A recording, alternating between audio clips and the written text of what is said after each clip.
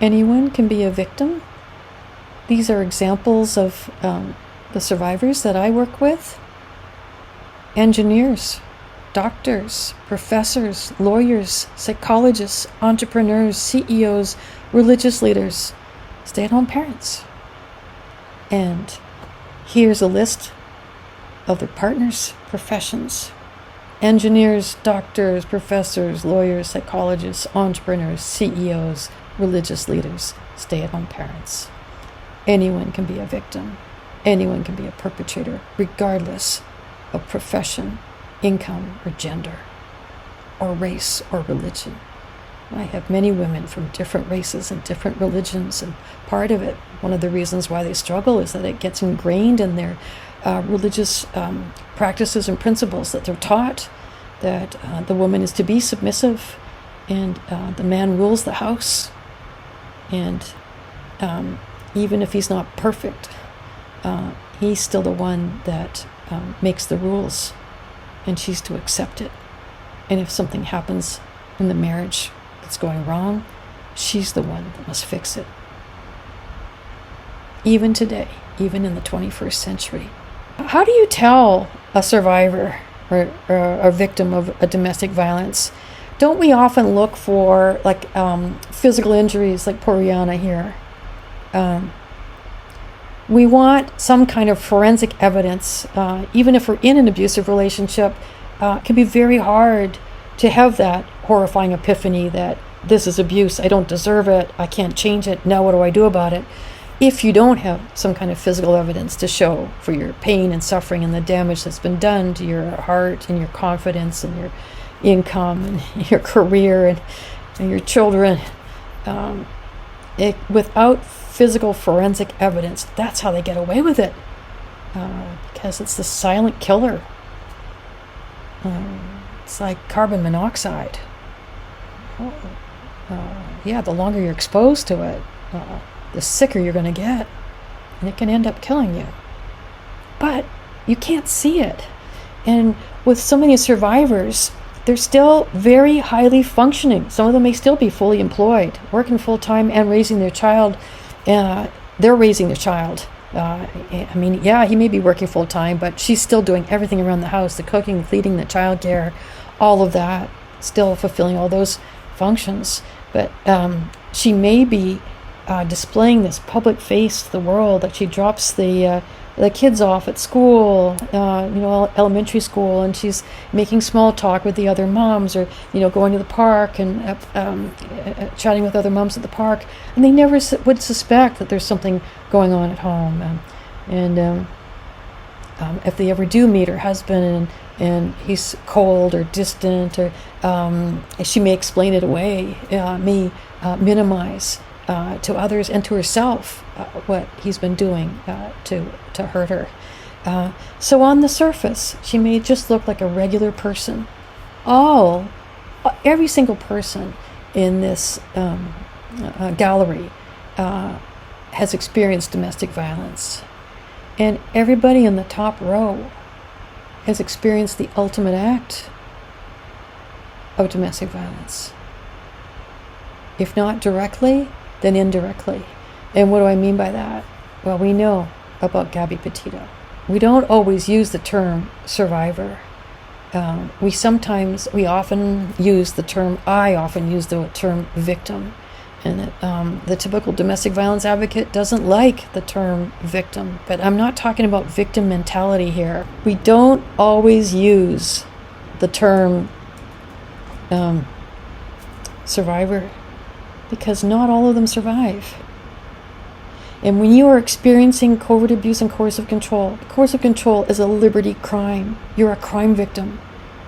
Just as if you've been had your life savings stolen from you. You're a victim of theft, or you could be a victim of a drive-by shooting.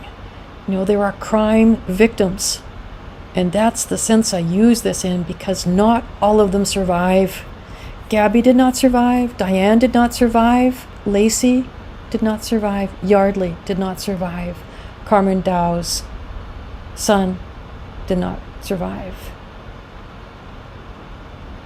Her husband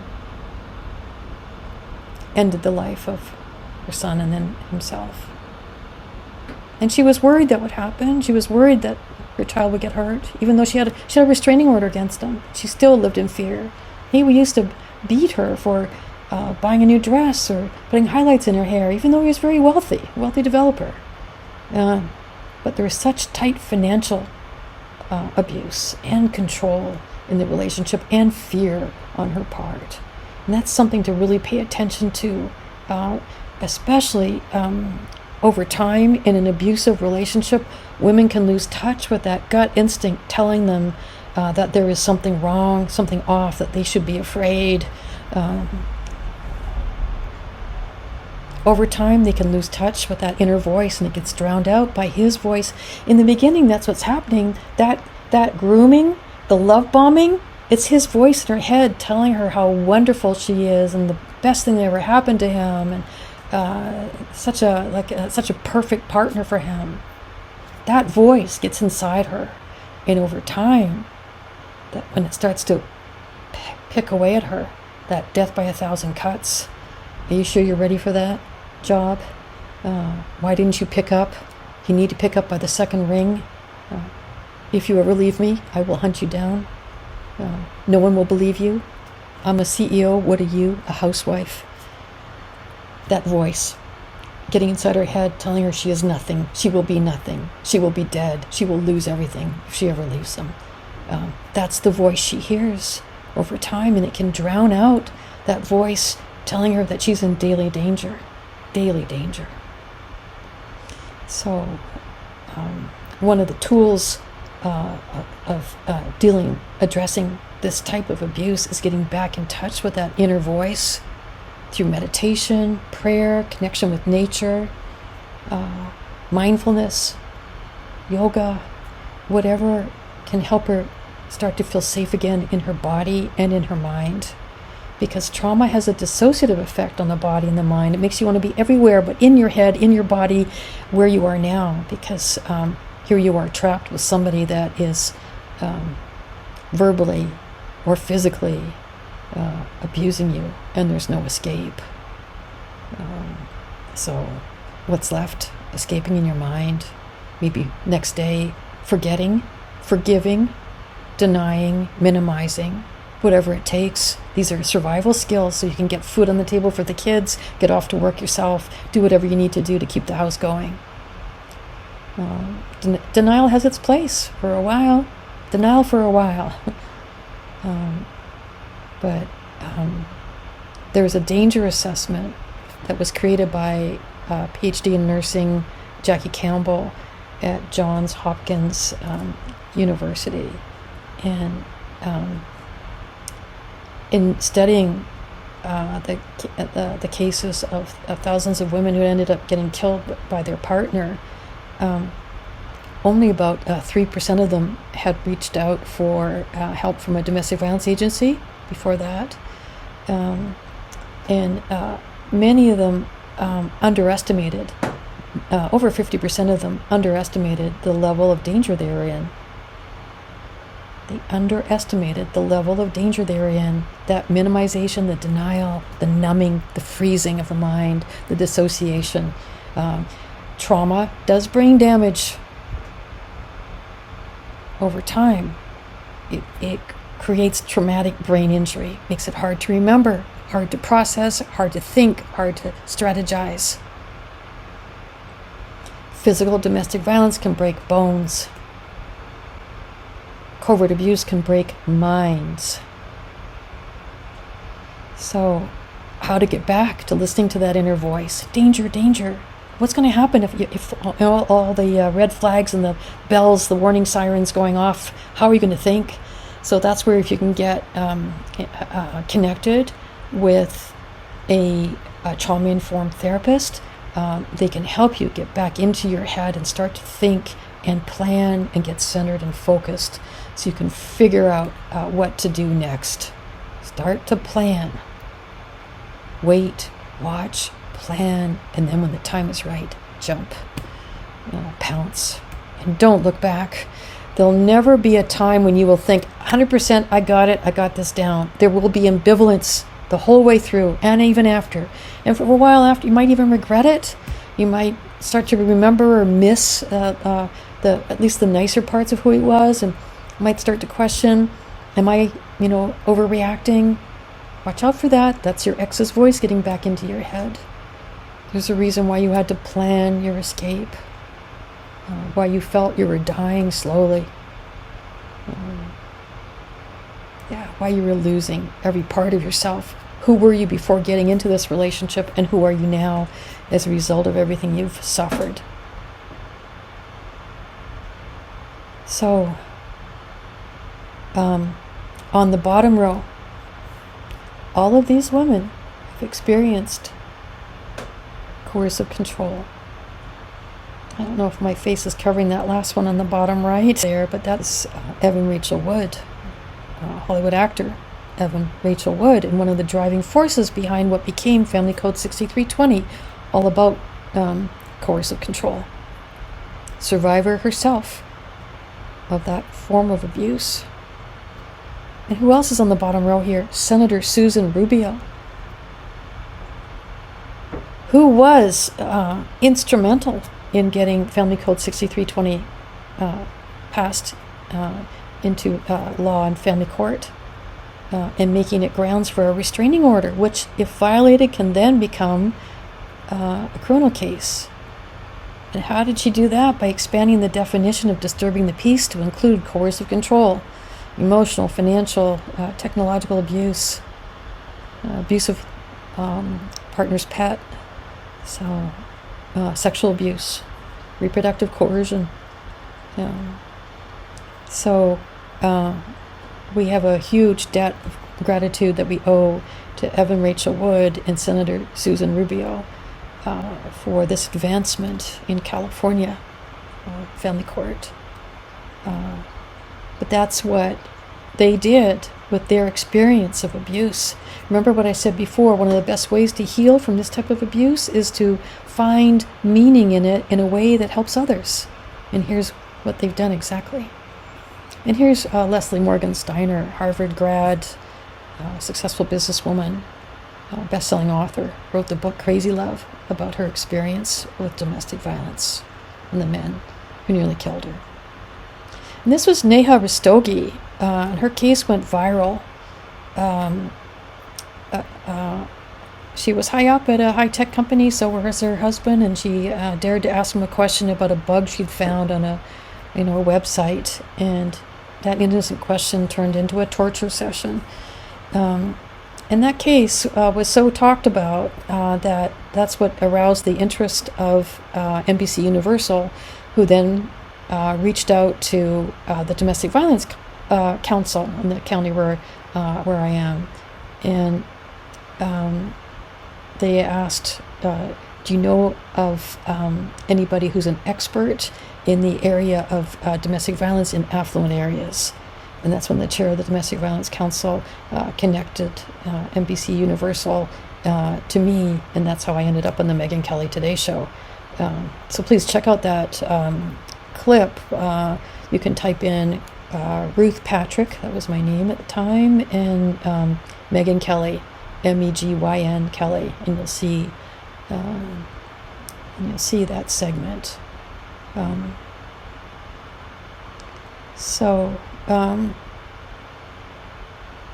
The bottom line here is, what does an abuse victim look like?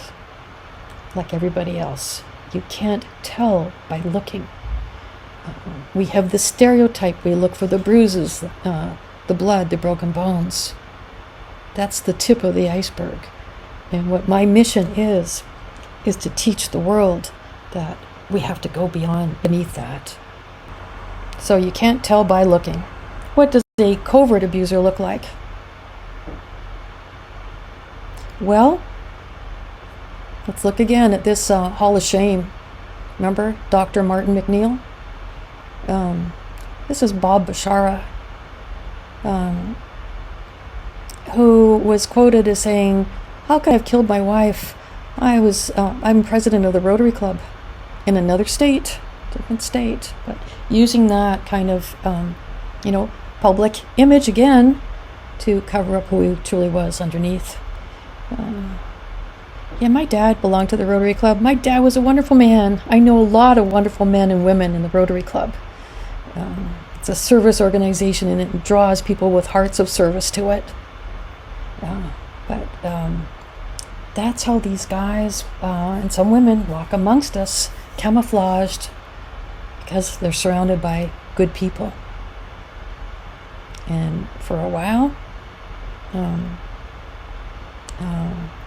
they can be very effective and successful at convincing the world that these people devoted to service, all the better to hide who they truly are. And we have such a hard time wrapping our mind around those two opposite personalities, or characteristics, traits. Healer, perpetrator, therapist, torturer, physician, murderer. Tilt. That's called cognitive dissonance. George Orwell wrote a whole book about it in 1984. Ministry of Peace was all about war. That whole doublethink. Gaslighting a nation. So, watch out for judging a book by its cover, because you can miss what lies beneath that cover. Isn't our eye kind of drawn if we're thinking, what does a covert abuser look like, or what does an abuser look like? That's not covert at all, right? We typically think about an abuser as like somebody that's, what is this guy wearing? Everybody? Yeah, wife beater, right? You usually think about, angry guy, one too many beers, coming home from the factory, and then, had a bad day, takes it out on the wife. The wife. Everybody here has been found to have committed domestic violence. Oh, there's Ed Dow. I mentioned him before. The developer who killed his son and then himself. And there's Gabby Petito's boyfriend who killed himself after strangling his girlfriend to death. Of course, OJ, who was not found guilty in criminal court, but found liable civilly, and certainly had been, the police have been called a number of times on him, and Nicole was very upset that whenever the police came, they seemed not so much interested in her and what had been done to her, but in admiring his Heisman Trophy. That's the charm. And wasn't he engaging as an actor? OJ, how that charm, and like good-looking guy, successful, like a celebrity athlete, but a bad actor.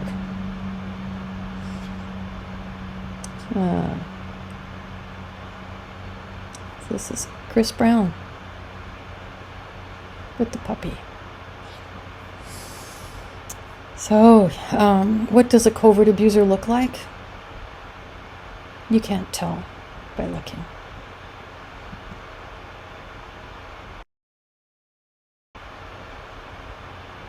So here we are talking about the outliers, the ones that lie at the left side, on the left side of your, I've got a reversal problem. I hope it's your left. It's my left. Maybe it's your right. I don't know.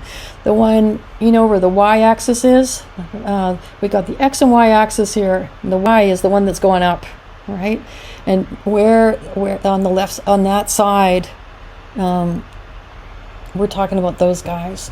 Everybody in the middle here, and that's what I was talking about before. Don't we like to think that most people, good men, good women, and pretty much, a conscience, and are capable of empathy and remorse and self-reflection and kindness, but being flawed, of course, we will mess up from time to time, but generally good people. We like to think that, but we are not talking about the ones at the other end of the spectrum, the Mother Teresas of the world, who are just, perfection in their spiritual evolution and kindness and compassion.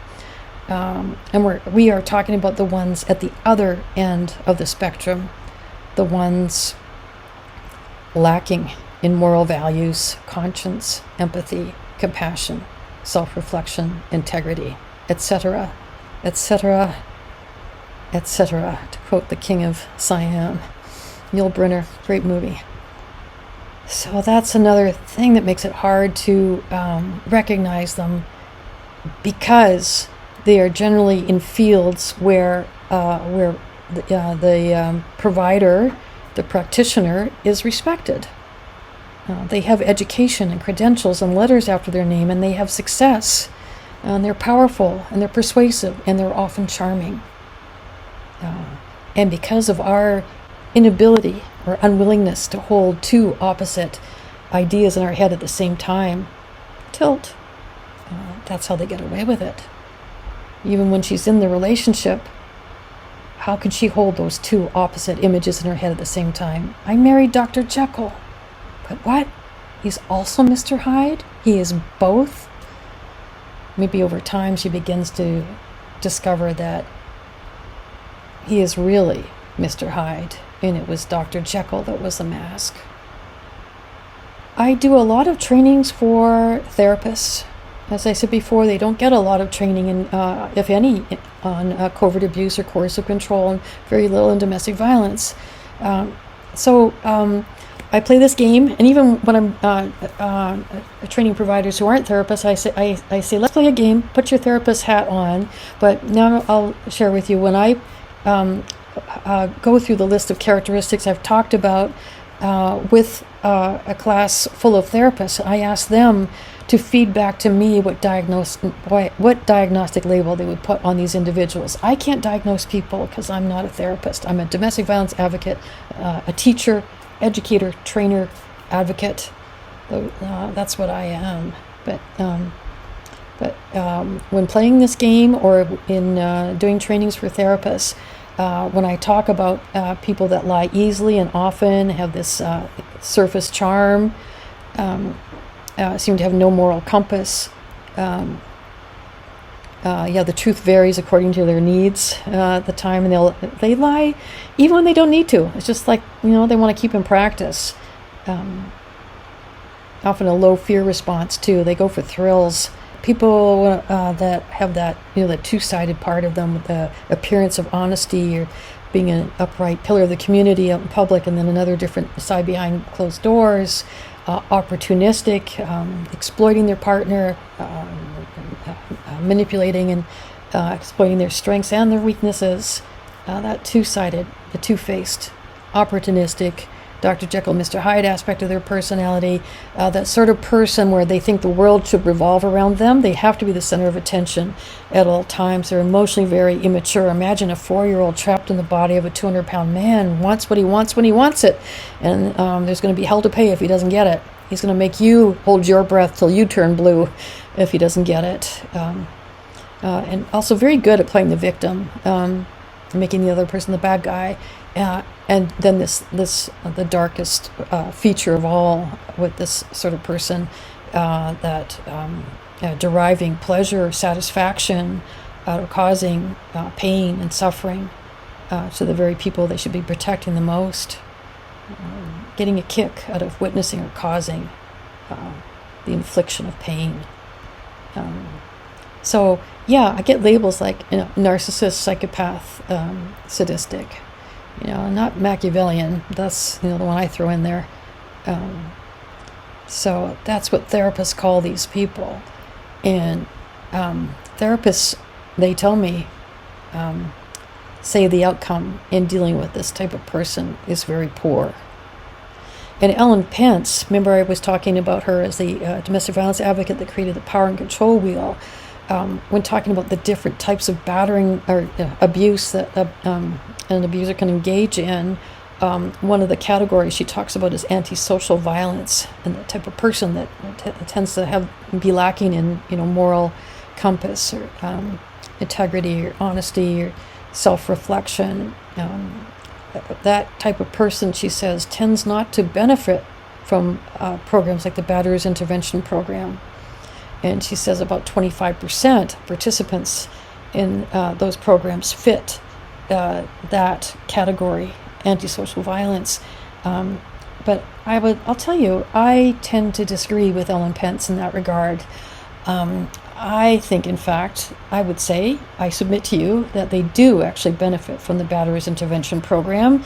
If this type of individual ends up there, and I'll tell you, most of them are too smart they're too sophisticated, too wily to ever end up in a batterers intervention program. But if they have slipped up and been careless and end up there, what do they do there? They learn the tricks of the trade.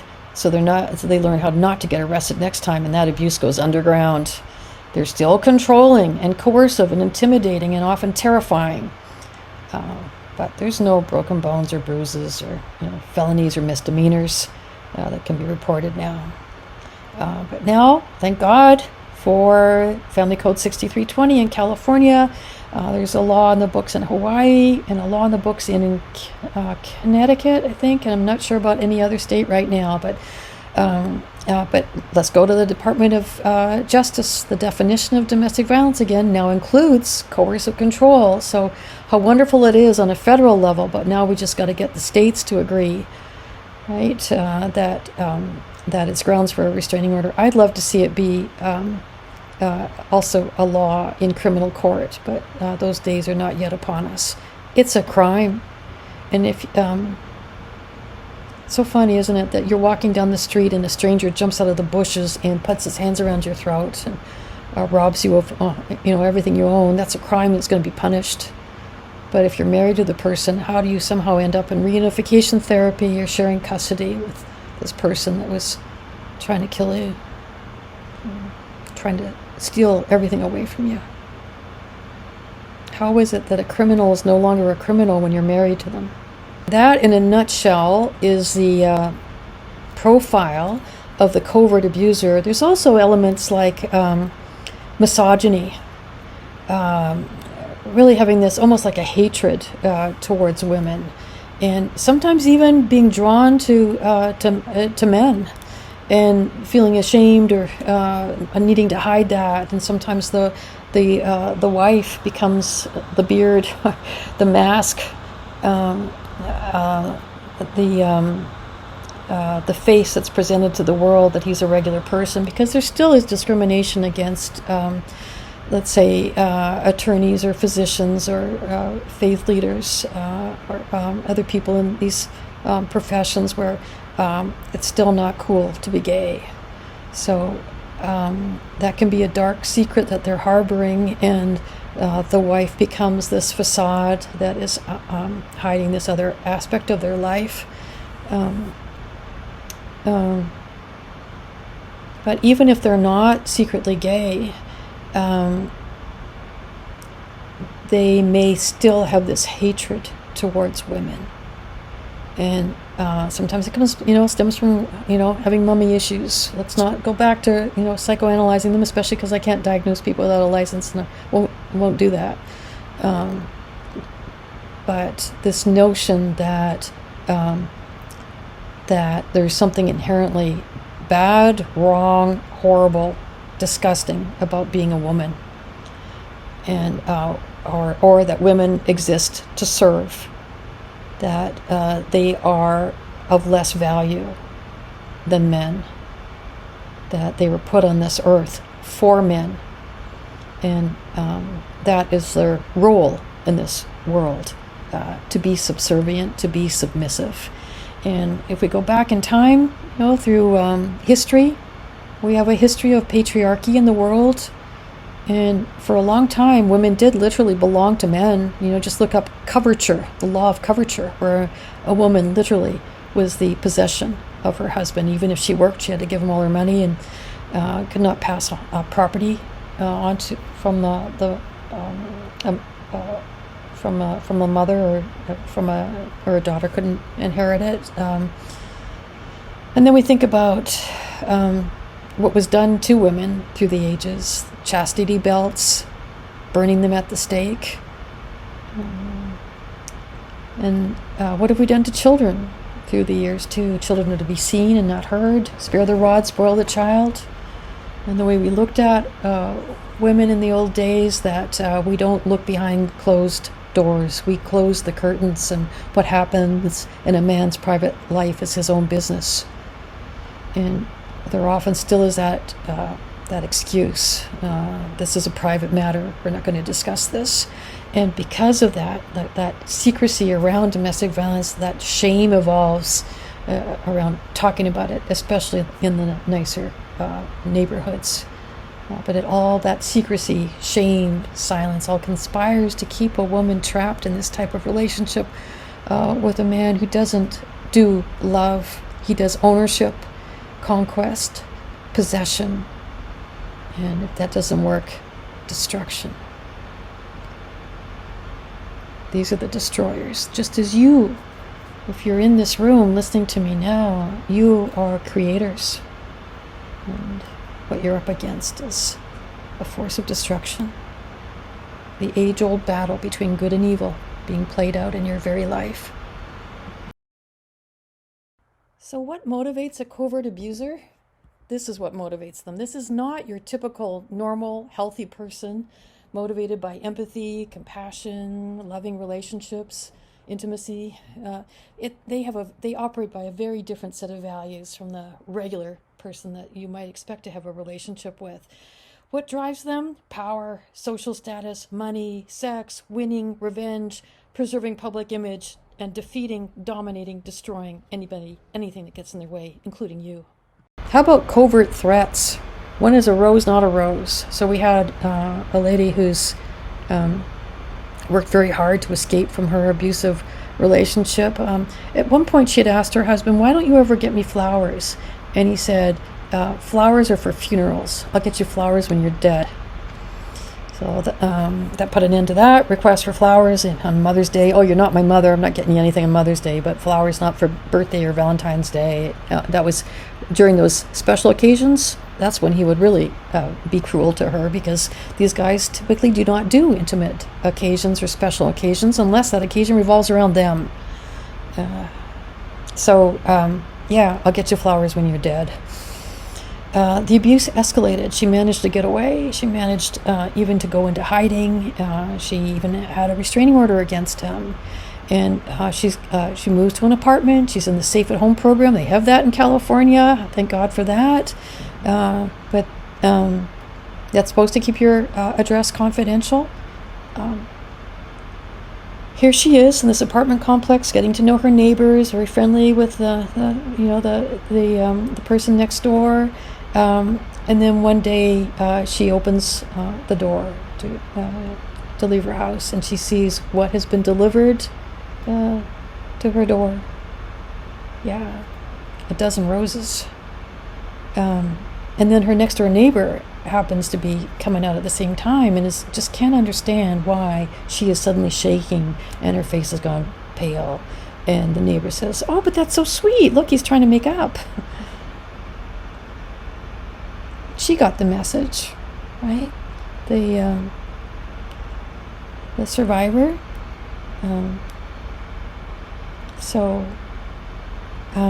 That's stalking. That's a veiled death threat. But how do you prove it? It's context. It's establishing a pattern. And it's how well you tell your story. Because often he'll have more compelling narrative. Remember what one of our ladies said, "He lies so much better than I tell the truth." Or another lady going through the property settlement phase of the divorce. And she looks, her husband is a gun enthusiast and subscribes to all these gun magazines. She has a terror of guns, an actual phobia of guns. And she shared how her father had nearly killed her accidentally. The gun went off. He was a hunter, and she just showed up at the wrong time, but that moment has been a trauma trigger, literally terrible fear of guns. And he's a gun enthusiast, subscribed to this gun magazine, and whenever he would get mad, would take out his gun and start cleaning it, knowing it would terrify her. And then she's able to leave, get a restraining order, going through the property settlement phase, and opening the door of her new place, she finds a magazine delivered to her door that she has been subscribed to, the gun magazine that he had subscribed to. And the next morning she looks out, and there's 24 little toy guns, little plastic guns, on her front lawn. A childish prank? They're just toy guns, aren't they? When is a toy not a toy? When is a rose not a rose? These are examples of symbolic aggression. To the average onlooker, it's a flower. To the average onlooker, it's a bunch of toy guns on your lawn, lady. But to her, she understands the deeper meaning, the covert threat of the covert abuser. And so let's take a look at the dog whistle. That's become a common term in politics nowadays, that sometimes politicians will use a phrase like deep state or to sort of signal to certain members of the audience. So if you can hear the whistle, you're the dog. Right? So sometimes that's meant in a way to signal that you're part of the secret society, but it can also be used as another form of symbolic aggression or threat. So there was a case of a woman going through the property. Yeah. So why is it so often the financial part of the abuse, of the divorce, where the threats really come to the surface? I think I was talking about the former president of the Rotary Club in another state, Bob Bashara, who said, "How could I have killed my wife? I was a president of the Rotary Club." But a juror also had some choice names for him, like liar, sociopath, the con artist, manipulator, a lot of choice words. But he paid his handyman to kill his wife. And his wife's sister said that Jane would have done anything for her husband, loved him dearly. She would have done anything except give up her 401k. He was pressuring her to make these early withdrawals.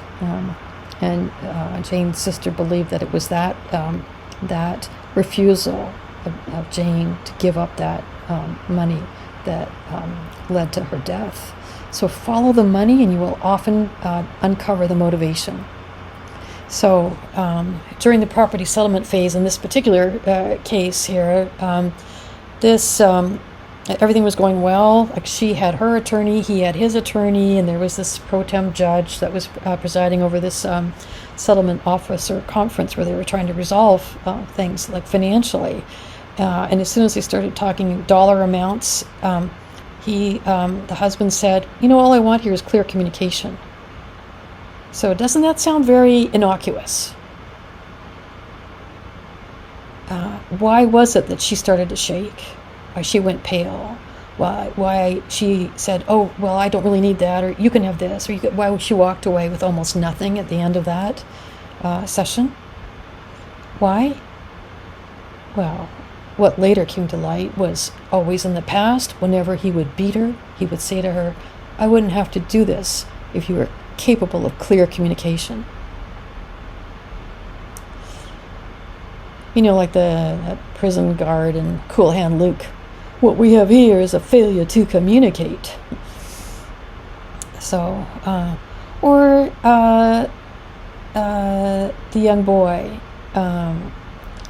whose dad is teaching him how to ride a bike, whose abusive father is teaching him how to ride a bike, and he gets impatient because the kid isn't learning fast enough, and gives the kid such a shove that he falls off the bike and loses a tooth as a result.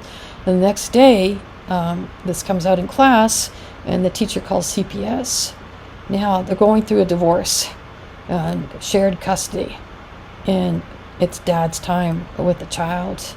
But there's sufficient concern to trigger an emergency screening, and child is with dad up to the emergency screening, and dad the whole time is saying to the son, I didn't push you off that bike. You know, you just went over a bump, you lost your balance, you're learning to ride a bike, for goodness sake. You fell. I didn't push you, you fell, and that's how you lost your tooth. You know that's the truth. That's what really happened. You know that's the truth. And he kept saying it over and over again. You know that's the truth. And all you have to do tomorrow is just, tell the truth. That's what really happened. And so the morning of the emergency screening comes, where there's a revisiting of a custody situation based on the child's initial report that dad pushed him off the bike. And when he told that to the teacher, it triggered a CPS report. But then child changes his story.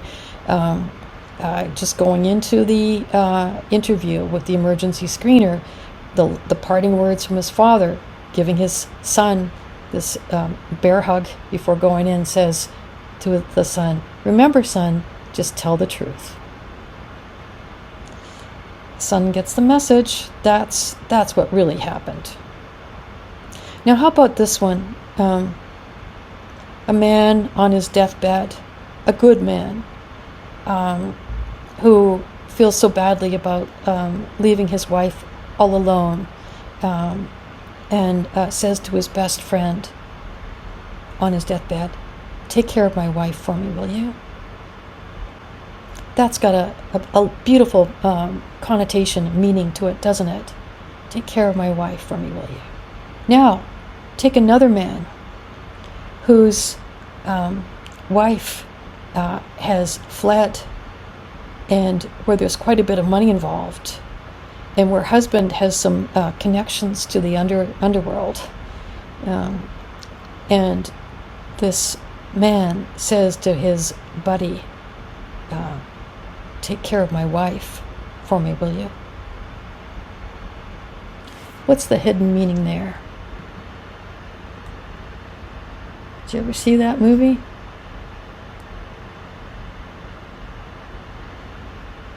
You know what gangsters say when they do this for a living, when they're hitmen? They paint houses. Just imagine the splatter that happens when they are taking care of business. So, take care of my wife for me, will you?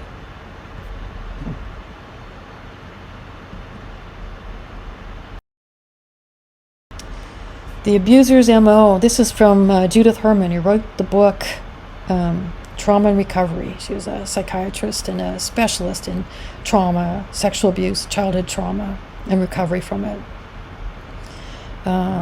She actually talked about the stages of recovery too. First is safety, of course, always safety. That's why I focus at WomenSV on education and around recognizing these signs of abuse and safety planning. So important. And the healing can't begin until you feel safe. Right? You can go to a therapist to start to get some skills to calm yourself and to think clearly and to start to plan strategically. That's the value of therapy while you're in a relationship and planning to leave. But then once you get safe, then you can do the real deep healing with a skilled trauma therapist.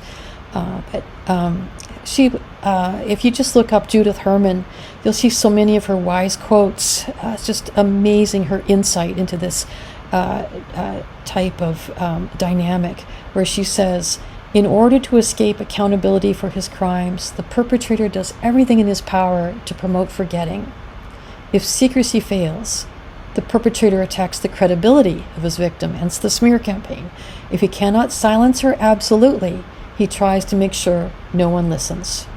So damage her reputation, her credibility, start to plant seeds of doubt that maybe she's got a mental health issue going on. Don't listen to her. She's an abuser. She's crazy. She's corrupt. So if you can't silence her completely, through her own shame, through her own lack of awareness of what covert abuse looks like, through her fear, through her untimely demise, if you can't silence her completely that way, then here's plan B. Yeah, she'll talk, but nobody's going to believe her because she's been arrested, because she's been on a 5150 hold, because he's set her up and got a restraining order against her, framed her, kept her up all night, flung plates at her, threatened her with a knife, said he was going to kill her. This went on all night. And then when she finally gets to call the police, he gets there first and says, "Thank God you're here. My wife's having another one of her psychotic meltdowns. Look, she attacked me," and he's got a scratch on his face. Why? Because he put his hands on her throat and she tried to defend herself, and he got scratched in the course of that. But the police go in, they see the broken plate, shattered plates, and the house is a mess, and she's beside herself, and she's not coming across too clearly right now. And he's got a few letters after his name. He's a well-known person in the community. She's been a stay-at-home mom, very isolated. Who would you believe? When you're making that call, you got to make quick decisions. As a police officer, my heart goes out to them, having to make these quick calls in a dangerous situation, trying to separate them and make sure that the dominant aggressor gets taken care of one way or another. Sometimes they end up arresting the intimate partner who's the real victim. Sometimes she ends up on a psychiatric hold. Sometimes she ends up with a restraining order against her. Sometimes she is the real perpetrator. But that initial visit doesn't always give police or first responders time enough to identify who the true dominant aggressor is, especially if it's covert abuse and coercive control that's been going on, and especially if he's been able to discredit her in the eyes of the community or isolate her, or especially if he's kept her up all night and through sleep deprivation or perhaps putting his hands on her throat one too many times, where she's suffering from traumatic brain injury and looking a little dazed and confused. How easy is it for him to literally get away with murder?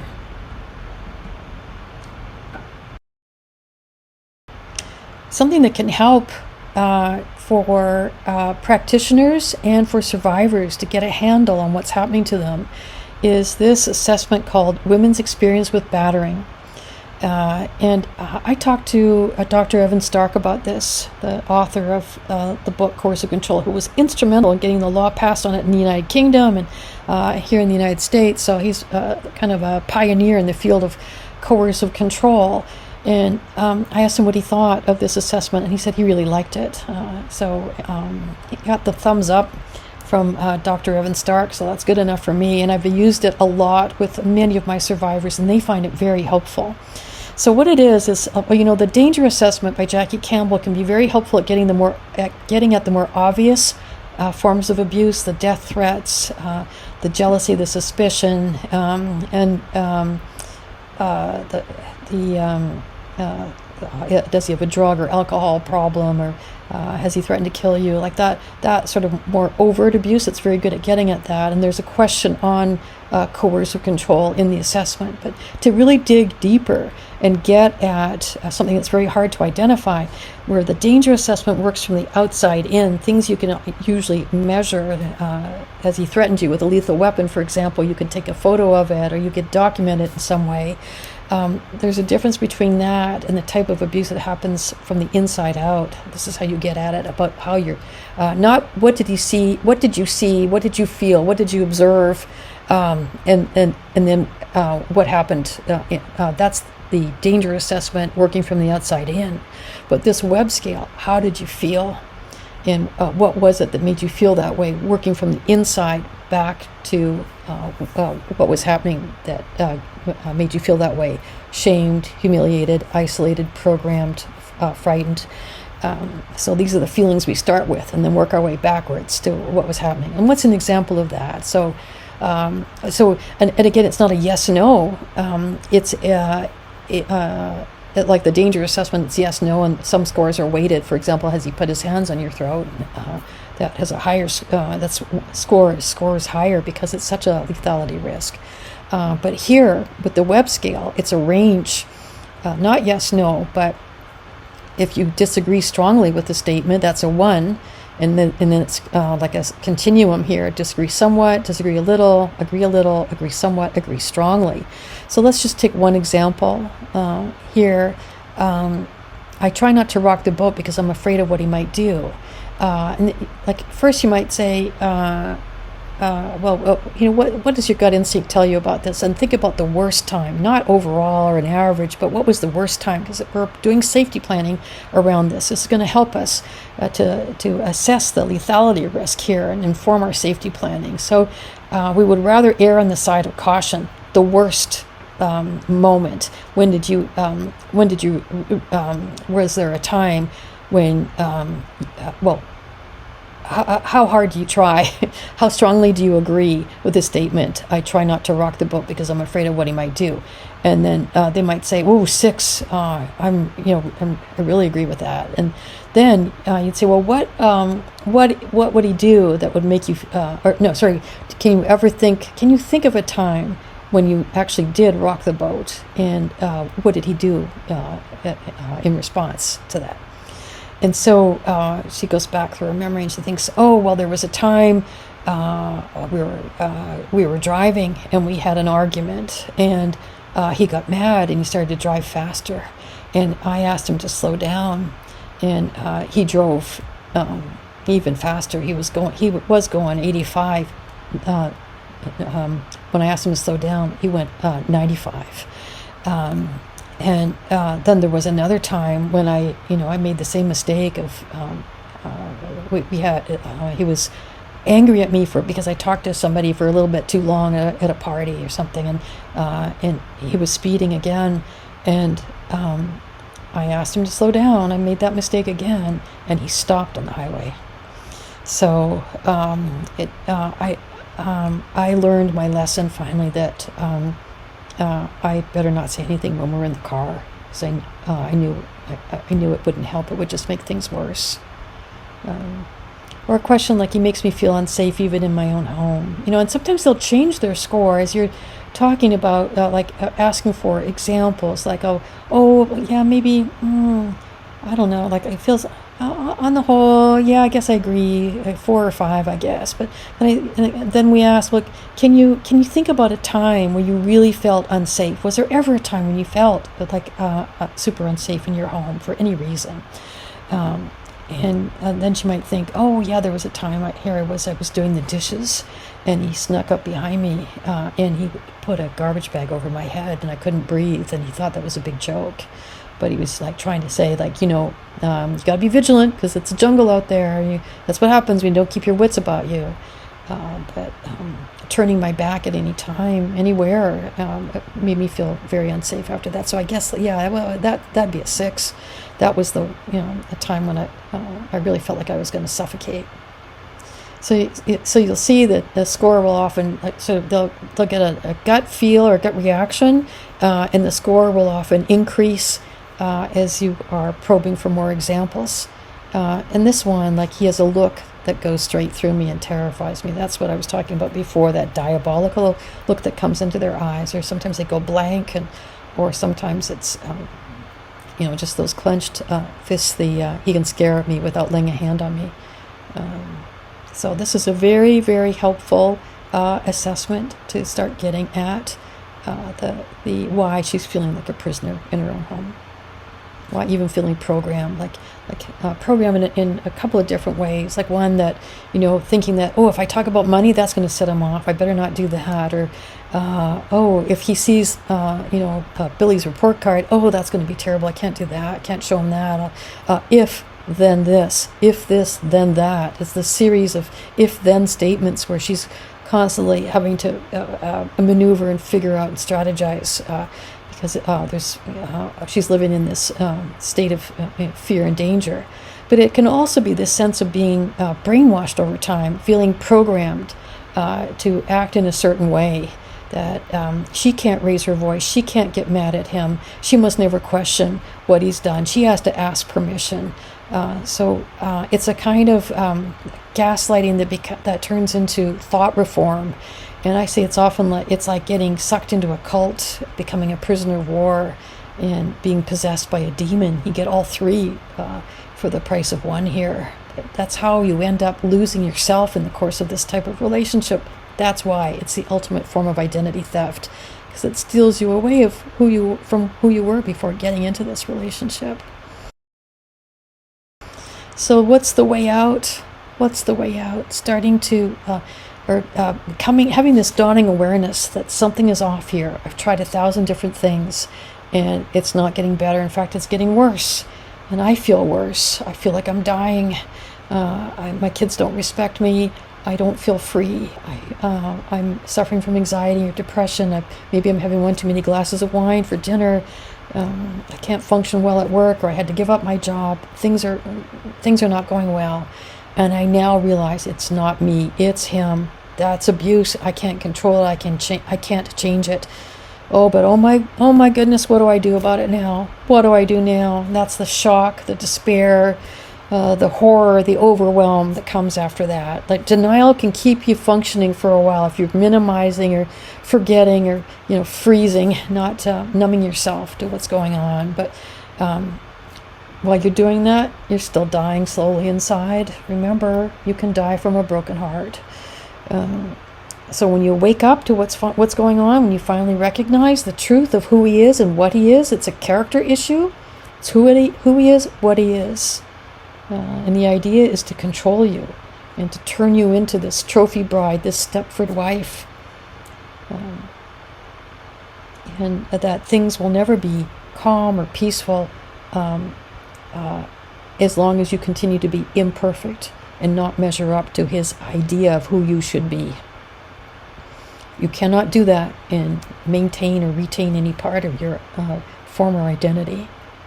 So that's when you may start thinking, is there a way out? Could there be a life outside the one I'm living or dying from now?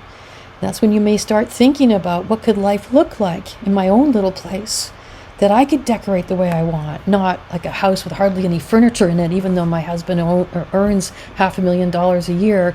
Why, when people come over, do they say, did you just move in?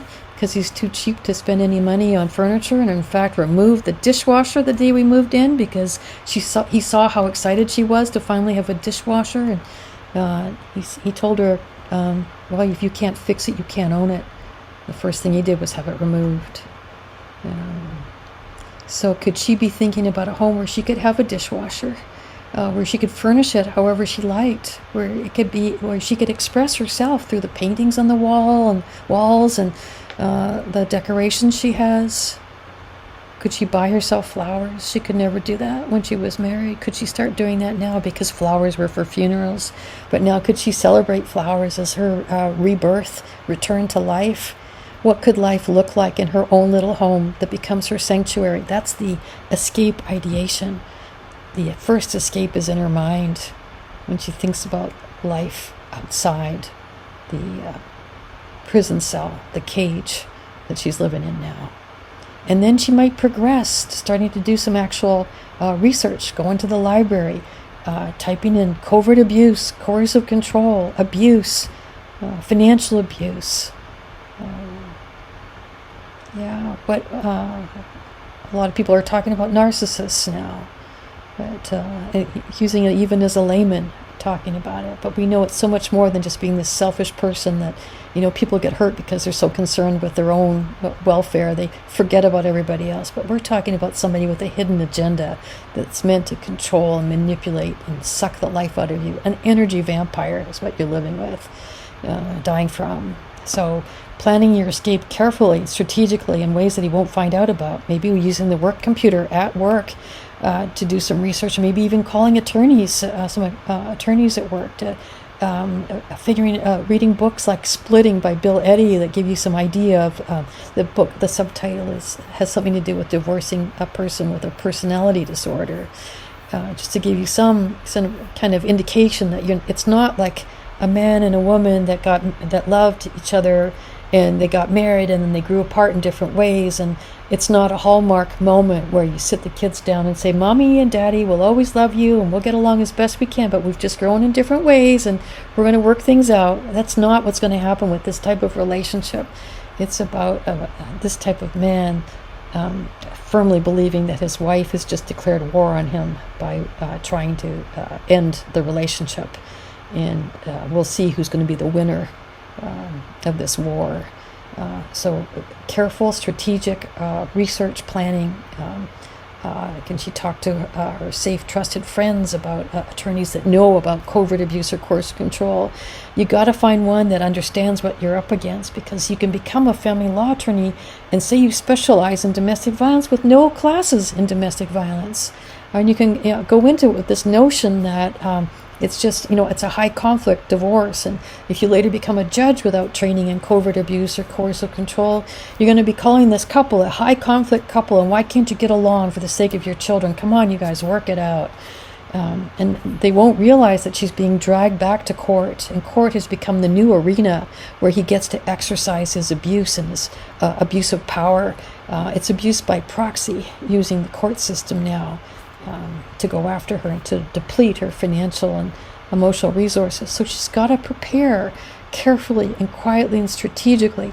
If she can address all the things she's afraid of that are keeping her from leaving one at a time, where will she live? Where will she get a source of income? Where can she get some kind of starter fund? How will she stay safe going through this divorce? Who can she get to represent her that understand what she's going through? How can she establish some kind of credit if she doesn't have it, or if he's ruined her credit? There are a lot of building blocks that have to be put in place. How can she, if she's at work, start to help people at work understand that she might come under fire from her ex-husband trying to discredit her, tell people she's crazy, or that she's, a corrupt or abusive herself, or has some kind of addiction. All these attacks will come at her, and she needs to shore up her inner reserves in order to be able to address these attacks. But she's also got to shore up her outer reserves, maybe with a restraining order, talking to an attorney or a police officer or a domestic violence advocate about what would a restraining order look like, how would it protect, how could it help, how might it hurt. Restraining order is not a one-size-fits-all. I'm not a police officer or an attorney, and I never give legal advice. But I would suggest that women and men talk to attorneys and law enforcement about the different types of restraining orders there are, and what they will accomplish. And can they keep him from calling her or texting her 1 million times a day or threatening her? Or can they keep him from showing up at her door, showing up at her work, or having his friends harass her? Restraining order can have a purpose. It will also make him angry. And it's important to up the safety planning. Whenever she gets more power, he will see that as a loss of his power and something that's got to be retaliated against. So safety planning, looking at all her vulnerable points, as she's going through not just planning the escape, but escaping and after the escape. Does she have a new job? Does she have a restraining order in place? Can she show a picture of her ex-husband now to her staff, or and let them know that he should never be on the campus of her, where she's working, and that the police should be called? And can she be careful about where she parks, going to work, coming home from work? Is her garage attached to the house? Can she park so that she backs in, and if she needs to leave quickly, she's facing forward?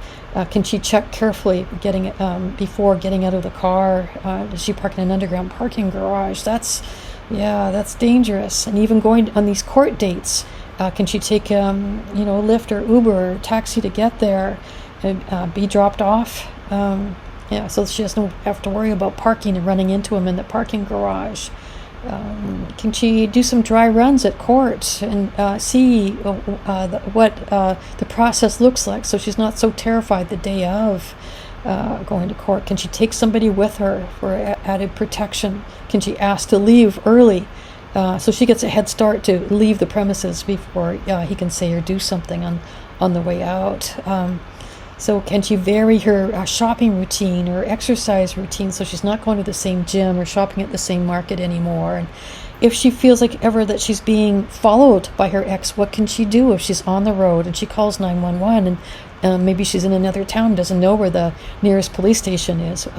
Can she create a relationship with the local law enforcement and talk to them about suggestions they might have for safety planning, so she can get one more person on her side, somebody that uses their power to protect her, not hurt her. So there's a lot of preparation that has to happen.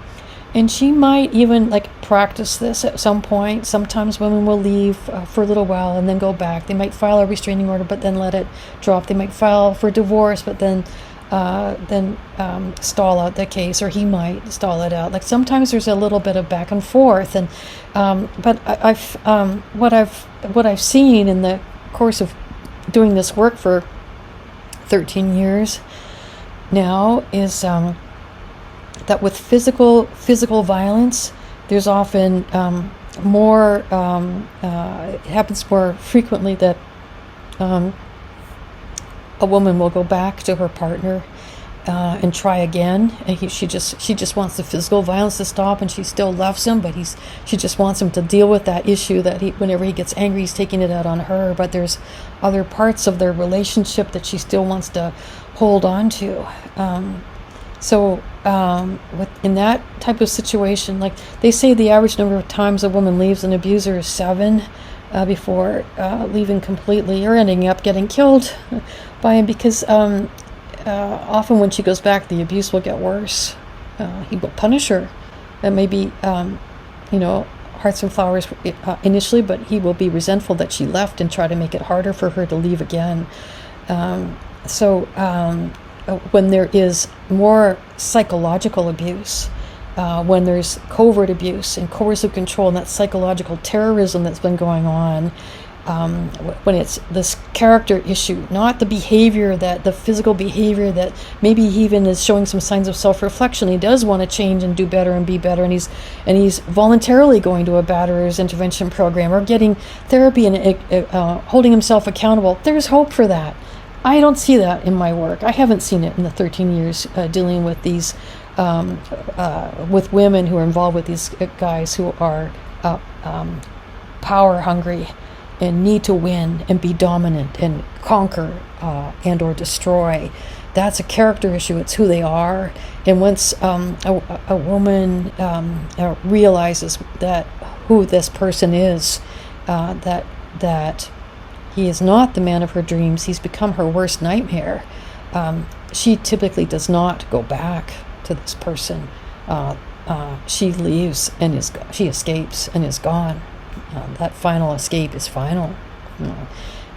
In many, if not most cases, for the women that I've worked with. And you see escalation, de-escalation at any point. She may do a little research and planning, but she may sort of lapse back into minimizing and denying, and maybe that false hope gets resurrected again, that he's being nice now. Oh, do I want to, destroy the family, break up the family? And maybe she doesn't realize yet that the family is already broken. He broke it. And now, what can she do to prevent further damage? And that's not to say that leaving is going to make everything better. Just, when she leaves, that, if he's got sharing custody with her, that'll be his chance to work on the children and undermine her relationship with them, or commit all kinds of horrific abuse that she won't be there to witness or protect the children from.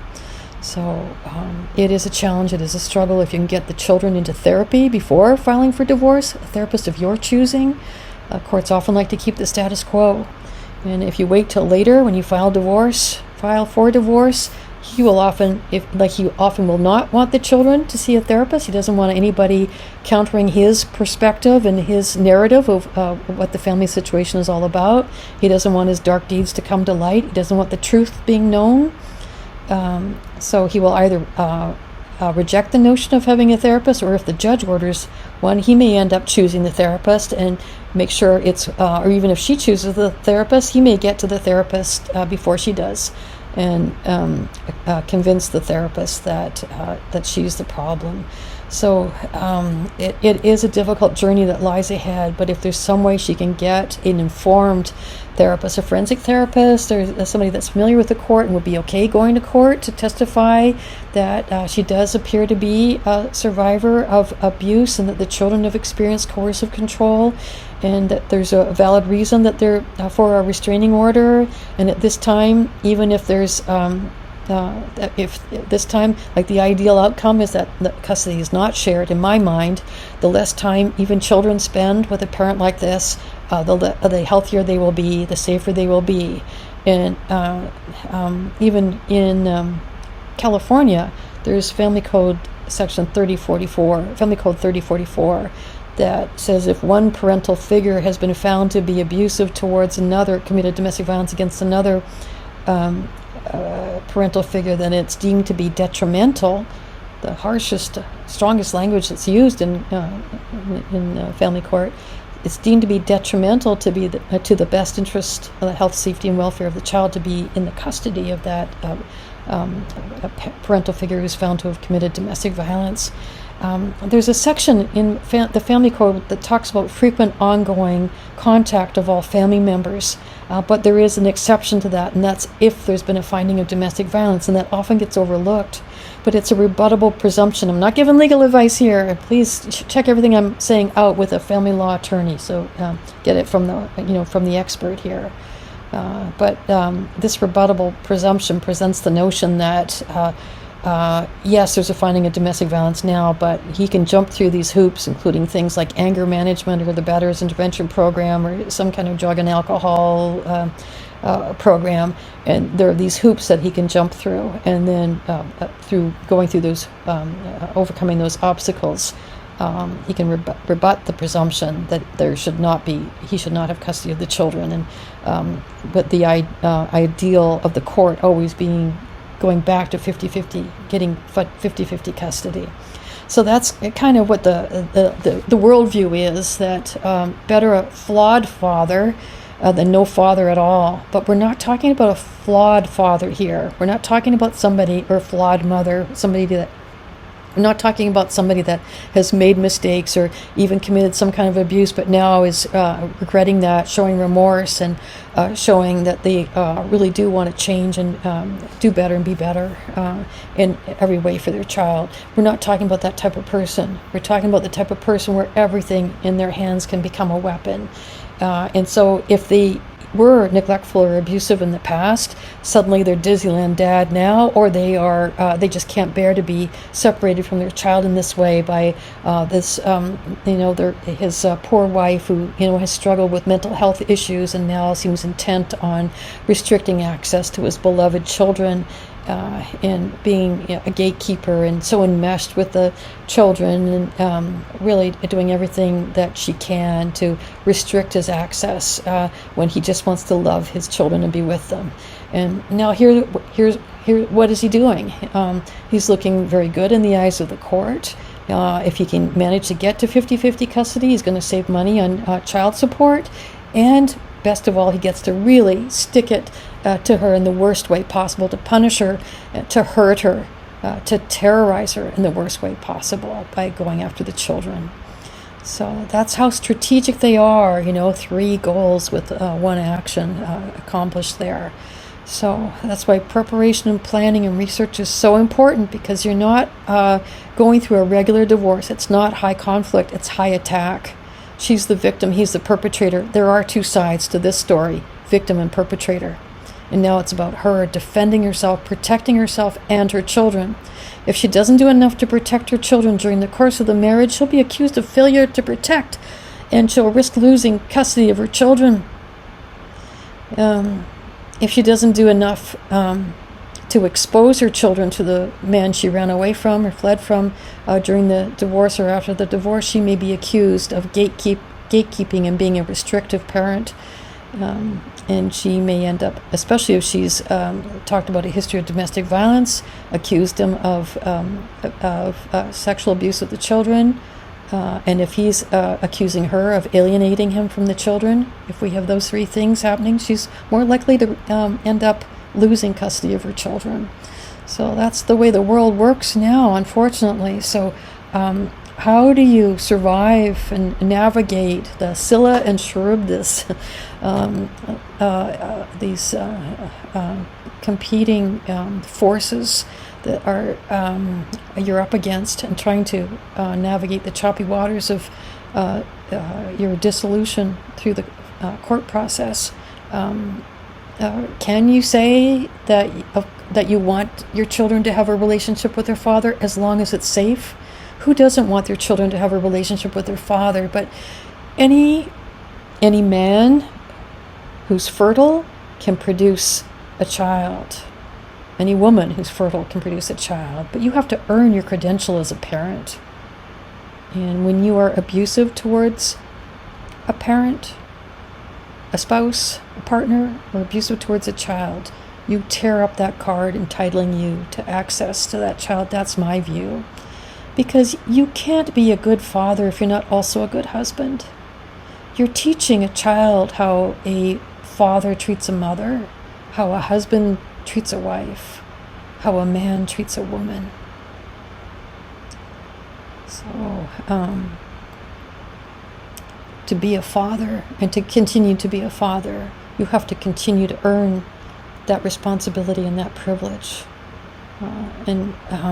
When you are up against a covert abuser and a coercive controller, then it's not about exposing a child to further risk of violence or brainwashing or gaslighting, thought reform, danger.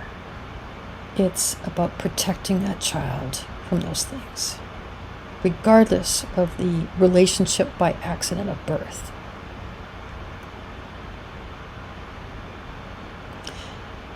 And a moment to say that mothers can be abusive parental figures as well. It does happen. They tend to commit that kind of violence more out of anger or frustration, or explosive in the moment, reactive in the moment, and with male perpetrators, they tend to be more calculating in that kind of ongoing exercise of coercive control. But that's not to say that women can't be coercively controlling, and men can be innocent victims of this type of control and abuse. But by far, covert abuse, coercive control, tends to be a gender-based crime. Remember the subtitle of Evan Stark's book, How Men Entrap Women in Personal Life. So now it's about not re-exposing your child to the man you had to get a restraining order against or flee from, but it's about how do you protect your child, and how do you invite the court, law enforcement, and your village to help you. How do you enlist their support, plead for their support in helping you to protect your child.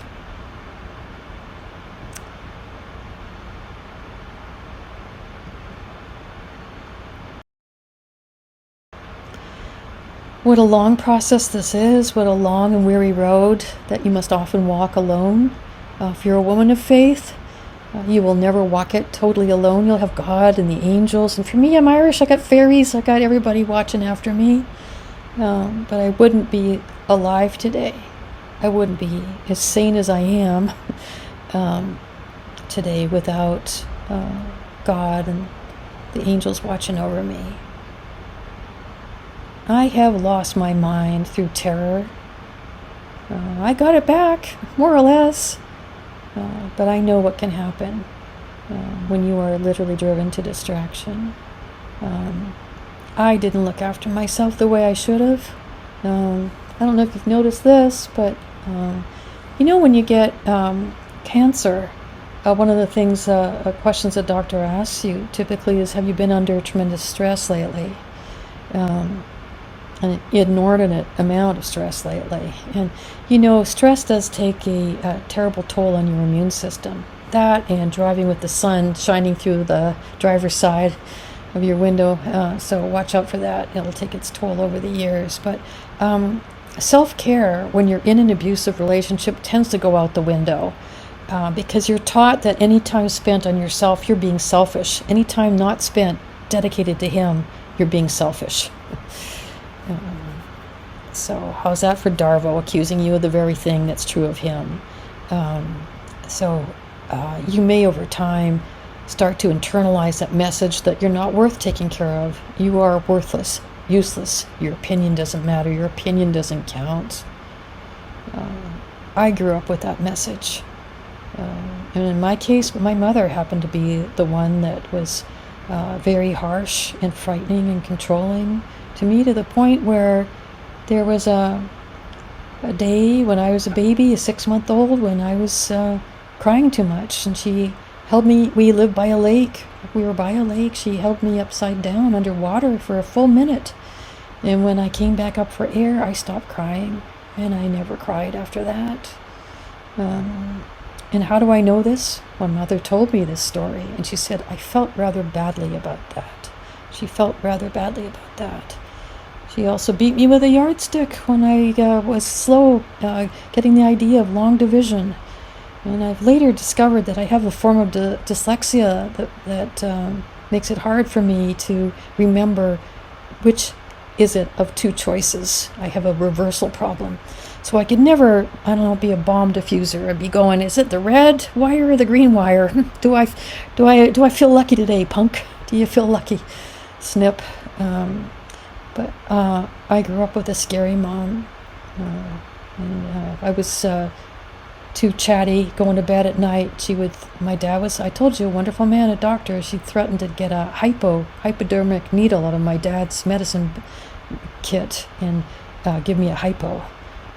Stab me with a needle to put me to sleep. She was scary, and she had her own demons that she was fighting, with her own alcohol addiction, and she ended up taking her own life. And I didn't sleep for 5 nights after that. There's two times when I've lost my mind in my own experience, and one was through terror, and the other was through not sleeping after my mother's terrible, horrible, untimely death. And after 5 nights of not sleeping, I had a friend who was a psychiatrist, and he told me he would have been surprised if I hadn't lost my mind after 5 nights without sleep. But, trauma, stress, lack of sleep, lack of self-care can make you crazy, and can end up killing you over time. It can certainly, have you end up with a life-threatening condition or illness. And remember the lady I told you about who died from a broken heart. One last comment about women as perpetrators. Have you seen Mummy Dearest or read the book? Joanne Crawford, if you're as old as I am. Man, what an actress she was, but pretty scary as a mother. So we take a moment to recognize that women can do horrible things to their children. Women can do horrible things to each other in an intimate relationship. If it's a gay relationship, they can do horrible things to men if it's a heterosexual relationship. But far more often, women are the victims, and women learn that they better not practice self-care because it's not about them, it's about him, service to him, and monopolizing her perception so that the world revolves around him. So for me, learning to look after myself, it's not, it's a language I'll always speak with an accent. But I'm learning to go for walks. I'm learning to have a cup of decaf tea. There's even a company called Apothecary with a K, and they have these cute little product supplements. One is called Chill the F Out and Stop Your Whining, WINEING. And there's aromatherapy, and before starting this talk I lit a candle, and I forgot to take off the paper wrapping of it, the candle that says protection on it, making me really get in touch with my own ability to protect myself and to gather people around me to protect me going forward. But how's that for an irony? I set my candle on fire, the paper around it. If I had a fire extinguisher handy, I should have gotten that out, but anyway, I was able to put the flames out over time. But normally, you light a candle to relax, to get in touch with that inner core, spirit inside you, we think about other ways to really care for the little girl inside us who may have been wounded in many ways growing up. Haven't we all suffered trauma to some degree or another, in one way or another? Did anybody here in our little Zoom room have a perfect childhood? I think not. So, I think we need to take some time to think about ourselves for a change, because even as women, we grow up thinking that it's about caring for others, that it's much more focus put on that for girls and for boys. And did you know girls are still, like, even in the 21st century, I'm talking to young women, they're saying, I'm seeing these little birthday parties for little girls, they're still dressing them in little princess outfits and having unicorn castles, and it's all fairy tale, lovely, Prince Charming, happy ever after kind of stuff that's still happening with our little girls. And the little boys are still growing up with, G.I. Joes and Tonka trucks. So let's be careful about the message that we are sending to our little ones growing up. How are we?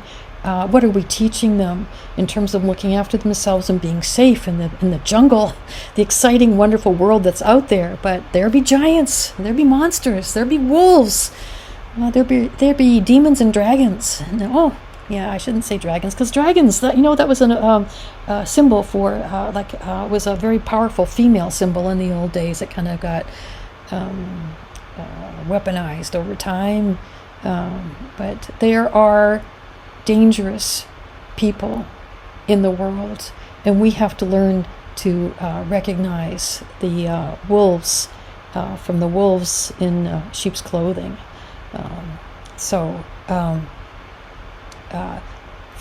One way to do that is getting in touch with your character, yourself. Who are you? What makes you you? What are your values? What would you go to war over? What would you die for? What are the causes that are super important to you? What is your character all about? What are your values? What's your character? And then what's your lifestyle like? What do you like to do? How do you like to spend your time? You like nature? Or you're a big city girl? If you're thinking about another person at any point in your life, way down the road, right? Or even a friend, what kind of character are you looking for in a friend or a partner, a dating partner, or a mate?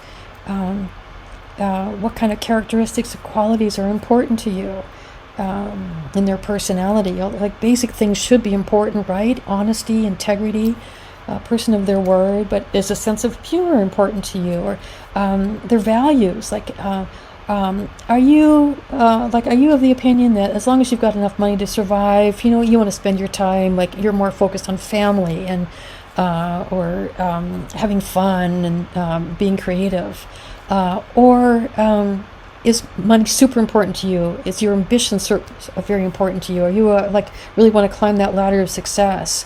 And what are you looking for in those terms in a friend or a partner? So if you meet somebody that's all about money and nothing else, and you're all about spiritual practices, and money is okay, you need enough to survive, but how is that going to work for you over time? So how much time are you putting into figuring out who would be a compatible dating partner? And I don't mean going on one of these dating sites and filling out a form or checklist. I mean really getting in touch with who you are, what your values are, what your lifestyle is, what are deal breakers for you in a relationship. Let's say, would it be something like you step out of the shower and you find him going through your phone? Is that a problem? When you talk to him about it, does he laugh it off? Or does he apologize and then do it again? Or is that right there a deal breaker for you? Or if you try to set a boundary with him and ask him, when you call me at 10 o'clock at night, I have to get up really early, and when we talk for 2 hours, it makes me really tired in the morning. Could you call me, earlier than that? And so the next night, does he call you at 9:59 and think it a big joke? Or does he get defensive or does he say, oh, maybe you don't want me to call you at all? Or does he not call you at all for, a couple of weeks? Or does he apologize but then still do it? Or does he apologize and say it won't happen again? And I'm sorry, I didn't realize. I know you've got to get your beauty sleep. But not in a nasty teasing way, like, girl, you need a lot of beauty sleep. But is he kind and compassionate and understanding? Does he show empathy that, oh yeah, I'm talking to her too long and she's tired the next day? Can he put himself in your shoes? That's a keeper. But with all these other, scenarios, is that a deal breaker for you? Think about the things that are important to you, the things that are important in a partner, and what's a negotiable. Like, what are the things you could live with? Like, let's say you're really looking for somebody with this that makes you laugh. It's got a great sense of humor. That's important to me because I'm Irish. But if somebody's otherwise a good person, they're loyal, they're strong, they're true, they're kind, compassionate, they're generous, they're thoughtful, they have show you empathy. These are really, lovely qualities. Maybe I could give up the sense of humor for that. If I'm the one that's cracking all the jokes, okay, maybe I can live with that.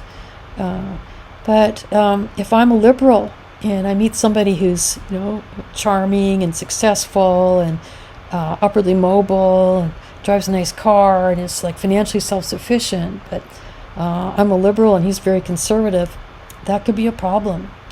And then like keeping maybe a journal over time in the beginning it's all going to be, oh, it's so fabulous, oh, I think I'm falling in love, I haven't met anybody like this, I don't think I've ever met anybody like this, could this be the man of my dreams? And but then does something happen, some little side comment or just something subtle that it's easy to forget or to brush off because it's just a one-off. But is that one star in the night sky? Can you just note that down? It doesn't even have to be a full sentence, just, jot it down in a secret place. Does something else start to happen? Maybe he's rude to a server, or maybe makes a snide comment about his ex-wife or about women or something. Like, gosh, you're, so much smarter than the average woman. Or like, does he make these comments? Or does he say anything that does he make fun of handicapped people or anybody with less power than he has? Do you notice little things? Is that another star, another star, another star in the night sky? Over time, it can help you to connect the dots and see the constellation emerge. Danger, danger. This is a pattern of behavior. This is revealing a character. I better back away slowly. Sometimes women will use the broken wing approach that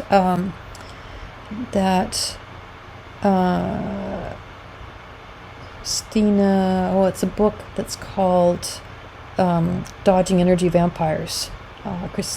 Christina Northrup is her last name. And she's an OBGYN and usually has books about women's health. She's a surgeon, but she's in this book, Dodging Energy Vampires, she talks about getting involved with somebody at work or in an intimate partner relationship that's starting to suck the life out of you. And one of the techniques that she suggests considering is backing away slowly with the wounded wing tactic or technique, which is, I really, if you're dating this person and you don't know how to, like, you want to break up, but you're worried that things might go bad very quickly, you could, when he's calling you up, you could say, I'm not feeling well, I think I might be getting COVID, sorry, I'm just so sorry, I feel badly that I can't go out. But if you say something like COVID, oh boy, that's, if you have a headache or something, he's going to want to come over and, make dinner for you and then, maybe get you into bed so you'll forget about your headache. The way that these guys connect, their idea of intimacy is sex. So, and sometimes it seems like an act of aggression or marking their territory, not an act of intimacy and trying to grow closer together with you. But if you could, do the stonewalling thing of I'm not feeling well, I think I've got, I'm having some symptoms, I got to go see the doctor, I got this, I'm really not doing well, and, we're doing more testing, but backing away slowly. It's not you, it's me, because they're not going to do well with the truth. Saying, hey, I just read this book called The Covert Passive-Aggressive Narcissist by Debbie Mirza. No letters after her name, but what a brilliant book. The Covert Passive-Aggressive Narcissist by Debbie Mirza. You don't want to read that book and go, hey, honey, I figured out what's your problem. Here it is. You're right here. No, you don't do that. They don't do well with the truth. They don't do well with confrontation. You back away slowly. It's not you, it's me. Maybe I'm not ready for a deep personal relationship right now. I've still got more healing to do. You can figure out an alibi to get yourself free. There must be 40 ways to leave your lover, right? Slip out the back, Jack. Make a new plan, Stan. Hop on the bus, Gus. Just get yourself free. So all through this process, self-care, it's not an option. It is a vital necessity. You've heard this analogy a million times. When you're on an airplane and those little, masks drop down, you put it on yourself first and then on the child who shows the most promise, as they say on the Southwest Airlines, or they used to in the old days when they had a sense of humor. But you can't be of service or help to your children or anyone else if you are floundering, if you're sick, if you're completely depleted, if you've gone mad.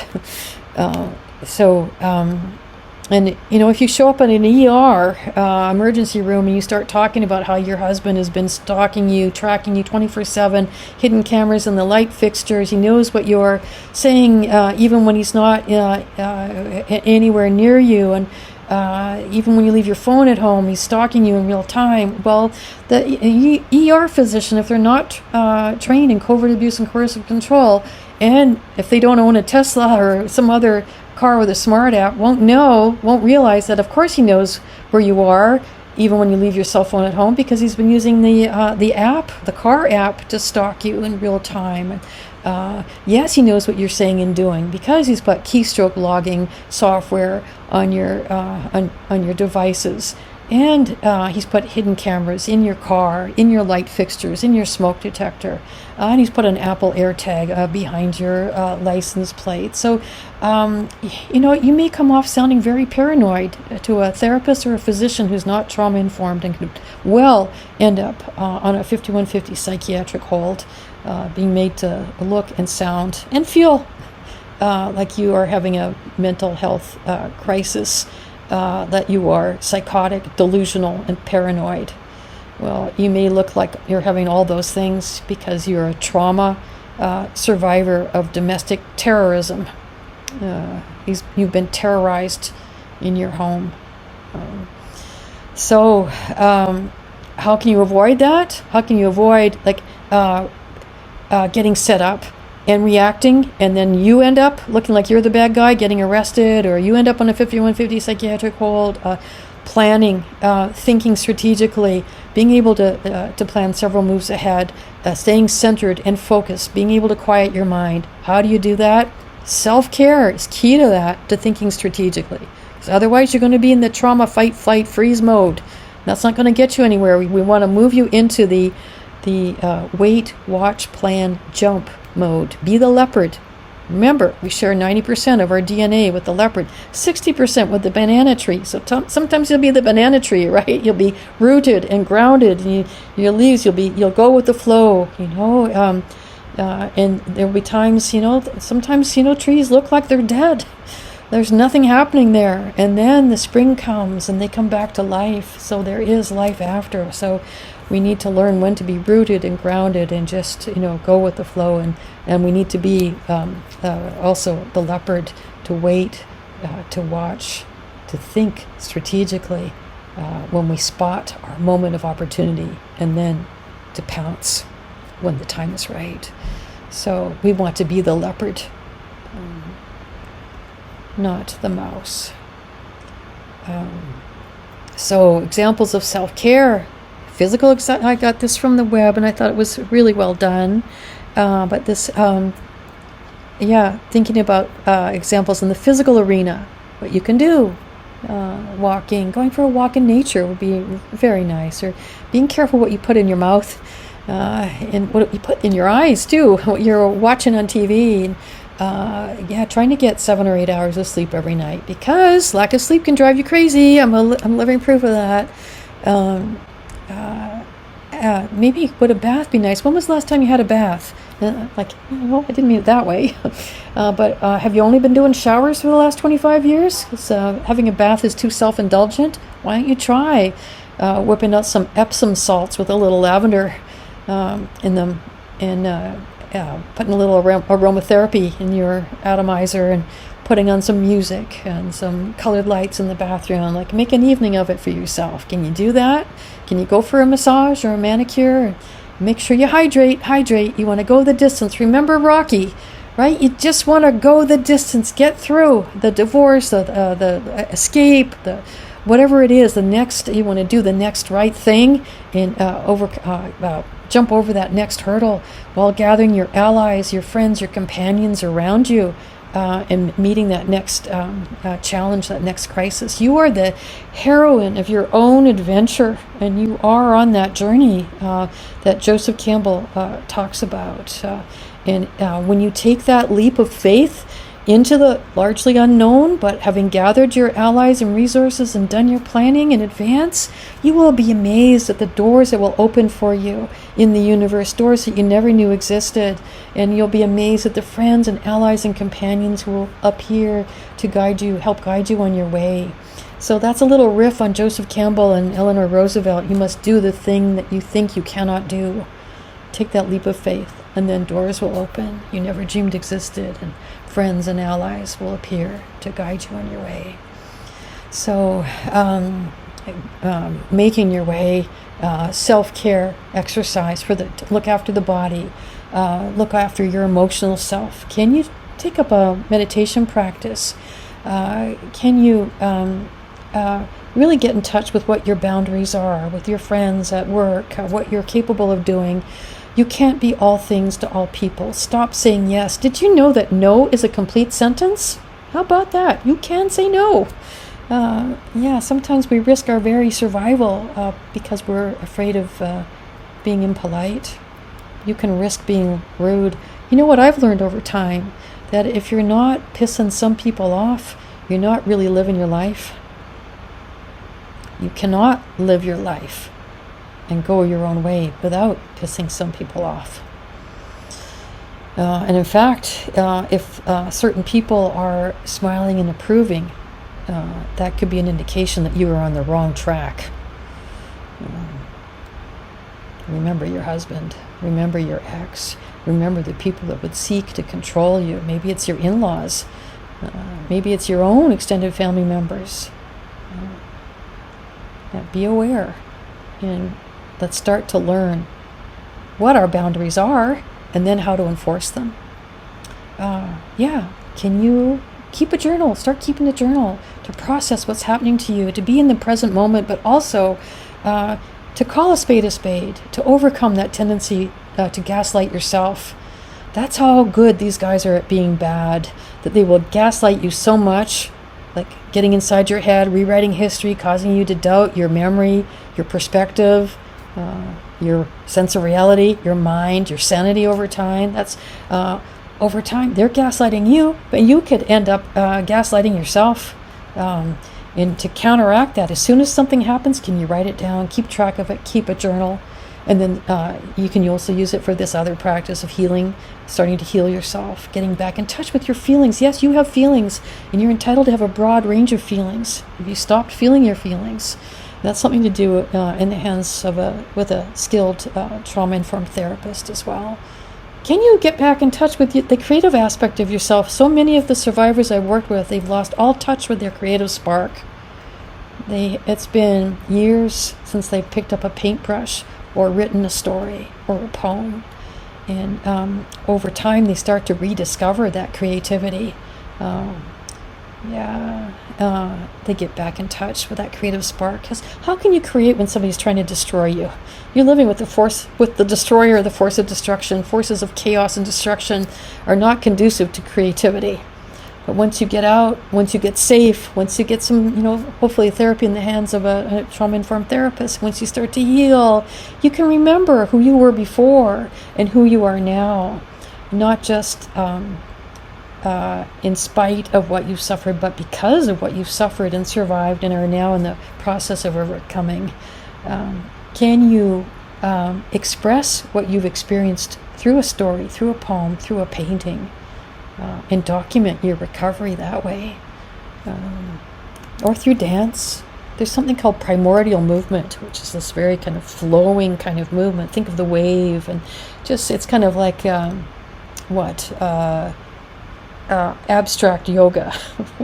That you get in touch and follow where your body wants to move and how it wants to just ebb and flow like the tide. Did you know that our cerebrospinal fluid courses up and down our spinal column, ebbing and flowing like the tide? Did you know we're 70% water? So we are earth, air, fire, and water, where all these elements are within us. And we came from water, right? We went through the stages of evolution in the womb. Like if you take pictures of different stages of the fetal development, you'll see how we looked at some point like little fishies, little reptiles, and then we came out of the water onto the land when we were born. So let's get back in touch with all those elements. They can help us heal too. There's great healing power in nature. Social. Can you get out and start making or remembering, reconnecting with your friends again?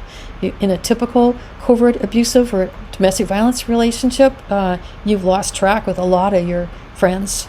They've given up on you, or your partner has forbidden you or made it hard for you to associate with them, or you've been too ashamed to share your story with them. I tell you, once you start to overcome that shame and start to share your story, there's that saying, we're only as sick as the secrets we keep. So if you can start to share in a safe space what you've been through, what you're overcoming, you'll be amazed at the number of people that have similar stories to tell. So, reconnecting with the world. And that's like Judith Herman talking about the stages of recovery. Her first stage is safety, and then remembrance and mourning, mourning, and ideally done with a trauma-informed therapist, where you can start to tell your story in a way where you have mastery over it, rather than your story telling you. Each time you tell your story, you take a little bit of its power out of it, its power over you out of it. So you become the teller of your story, the hero of your journey. That journey that begins, the journey of 1,000 miles begins with a single step. You take it one step at a time. Like Kaizen, that Japanese philosophy, little tiny steps almost guaranteed of success because they're so small. Little steps forward. Can you try one thing from all these lists that you see here? Maybe maybe you could go for a walk tomorrow. Maybe the day after you might check out a class on meditation, or watch a YouTube video on acrylic painting. Maybe the next day you could buy some supplies. Maybe the day after that you could call a friend you haven't connected with in a long time. Maybe, here's a real challenge, you could ask somebody for help. Was it safe to do that when you were with your abuser? Didn't you find you were made to pay for it anytime you asked for help? He'd either refuse or retaliate against you, punish you in some way for putting him out, being so selfish to ask him to do something, or making it like a quid pro quo. Well, what have you done for me lately? Or looking like he's going to help you and then pulling the rug out at the last minute in a way that sabotages you. Yeah. Was it not safe to ask for help? Were you a single mother even when you were married because you were doing everything? Maybe now try operating outside your comfort zone. Like your comfort zone back when you were married or in this relationship with this man. Sometimes we think better a known devil than an unknown angel. But really? Wasn't that known devil killing you slowly? Your comfort zone, what was familiar to you, your new normal, wasn't that killing you? Your comfort zone can end up killing you. So you took a risk operating outside that comfort zone when you got free, if you're able to escape. And hopefully this will be a talk that gives you hope if you're still in your relationship. You have to choose. It'll be a moment of your choosing. You choose the weapons. You choose the timing of whether you decide. You make that informed decision about when and whether to escape. And don't feel bad if it takes days, weeks, years, decades before you're ready. You go when you're ready. But then go, run, and don't look back. But in the meantime, rest, recover, do some research, rest, recover, research, repeat until you're ready, and then run and don't look back. You'll never be 100% ready, but at some point can you tip the scales in your favor, and tip the balance so that, okay, I've got allies, I've got friends, I've got a support system, I've got some money, I've got a place to stay, got a safety plan, got a restraining order if that was part of the plan. I think I've got pieces in place now. Okay. Getting out of Dodge. Okay. Don't do it alone, though. Abuse and the damage that's done to you. Abuse happens in isolation. Healing happens in community. And that's why support groups can be so helpful. I still run my weekly support group. But the problem is, you haven't left a good man. If he fits the profile of the covert abuser, you've left a man that will never stop wanting to destroy you and or your children. And that's why safety planning never stops. And that's not to be paranoid, but just vigilant, careful. Like, do you have a security alarm? Do you have your wits about you when you're going out? If you're going out at night, is it the buddy system? Have you stopped doing your jog and hiking trails that nobody frequents? As a single woman in general, we have to be careful. But especially as a single woman who's a survivor, be careful and look after yourself. Be healthy so you can continue to really savor that freedom that you're experiencing, even if there's still that threat that may be more in the distance now and may never fully go away. But this is what freedom looks like, and this is the price of freedom that you are no doubt willing to pay. The safety planning, the vigilance, but also the getting on with your life and discovering new passions and new friends, a new career maybe, figuring out who you are now. Who do you want to be when you grow up? First I have to grow up, then I'll figure out.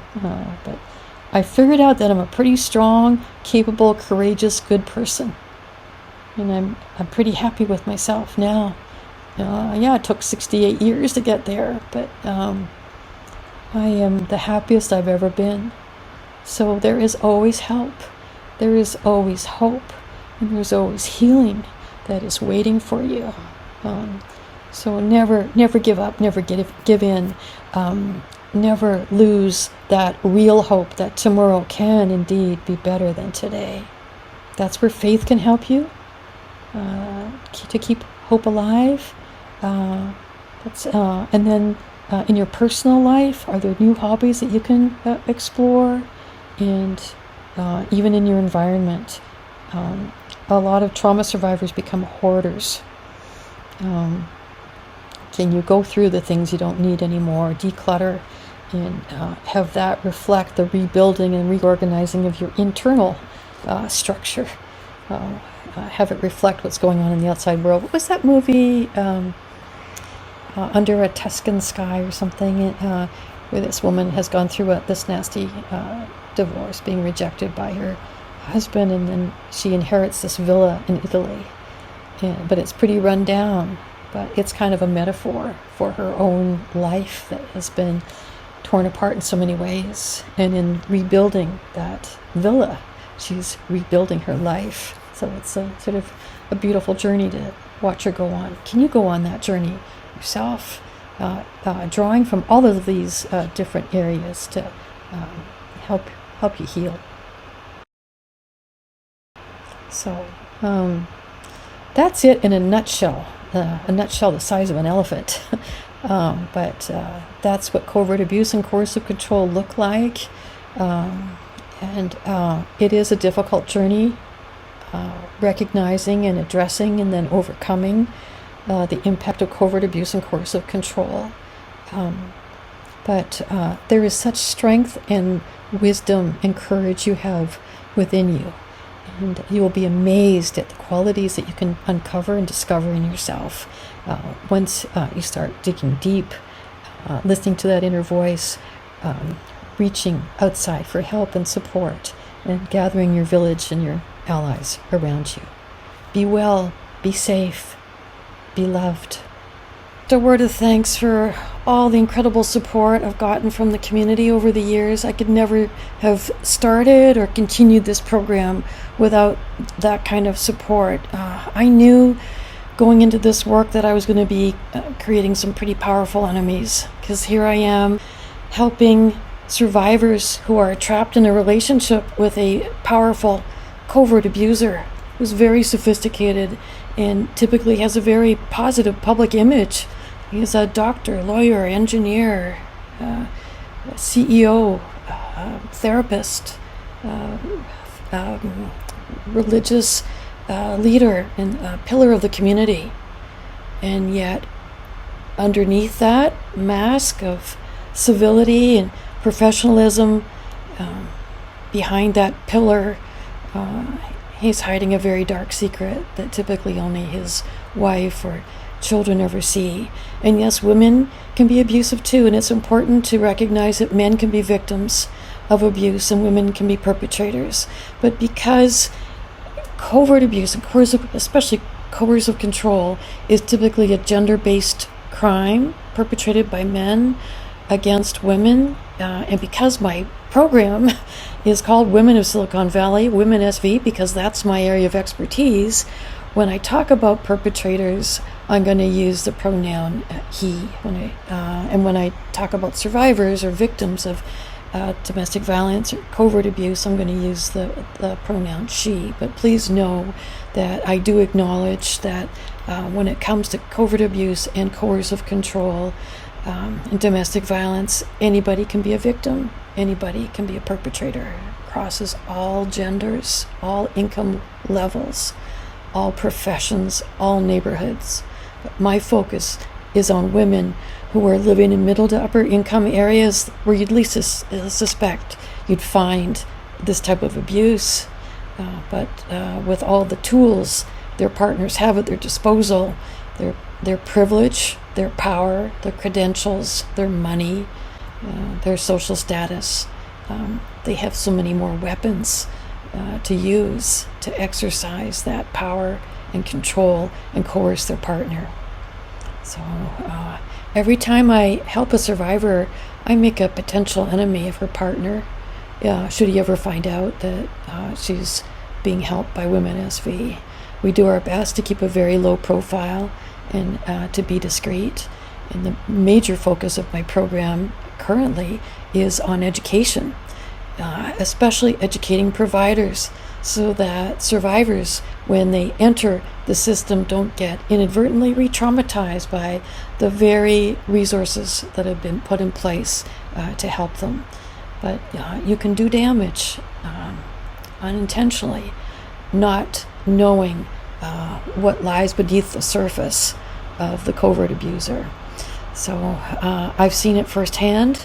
I've seen it over the years. I've seen an escalation of attacks on my program, but we're still here, still kicking, because we have all the support of the people who really matter, the ones who use their power for good, the good men and women in our community who have a sincere desire to help and protect those who have been turned into prisoners in their own home. So thank you, El Camino Hospital, El Camino Healthcare District.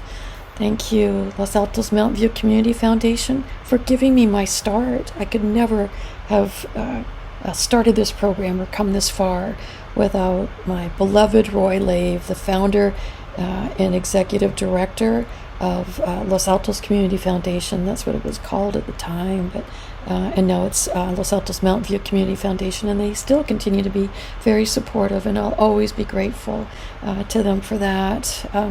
For starting off as my fiscal sponsor, for Roy for believing in me, for taking a chance on me, for giving me a name, social entrepreneur, and for giving me that head start to open the doors to fill a gap in services for women trapped in a relationship with a powerful, successful covert abuser. So thank you, Roy Lave, Thank you, Los Altos, now Los Altos Mountain View Community Foundation. Thank you, El Camino Healthcare District. And thank you, Board of Supervisors in Santa Clara County. Thank God for all of you for believing in me and for continuing to support my program, in spite of you yourselves receiving blowback from those who want to shut down my program, to make it impossible for me to help survivors. You'd be amazed at the kinds of stories that can be made up to make to try to make somebody appear like they are the problem. When really what we're trying to do is provide a solution, a strategy to survivors so they can live in peace and safety and freedom in their own home. But believe it or not, there are those that don't want that ever to happen. So thank you also, Kiwanis Club, Rotary Club, Los Altos Town Crier, and the Palo Alto Weekly Holiday Fund. There's so many. The city of Los Altos for believing in me and supporting me over the years. The local police. So grateful to all of you. I'm spending some time talking about these wonderful organizations and providers who've had my back because in building this program, I developed principles that I share with my survivors. And one of the first things I tell them, well, the first step is always safety planning. But the next step is taking time to build your village, to gather your allies around you, so you're not going into battle alone, unarmed. I use the language of war often in talking about what happens in this type of relationship, because the covert abuser does tend to declare war on a partner for daring to rebel against his power and authority by putting up their hand and saying, "No more. I've had enough. I am no longer willing or will no longer continue to be a victim of your power, your control, your attempt to coerce me." Okay, so thank you, all of you. This is just a small sample of the powerful, powerful people who use their power for good, the good men and women that we rely on to keep our program going. So here's an example of some of the places that we do trainings and presentations for. So excited to have the support of and the partnership with agencies like the Santa Clara County Probation Department, Los Altos Police, and then reaching out to educate the general public about this issue. I will always be grateful to Megan Kelly for inviting me on her show, and grateful to the chair of the Domestic Violence Council at the time, who was kind enough to refer NBC Universal to me when they were looking for an expert in domestic violence in affluent areas.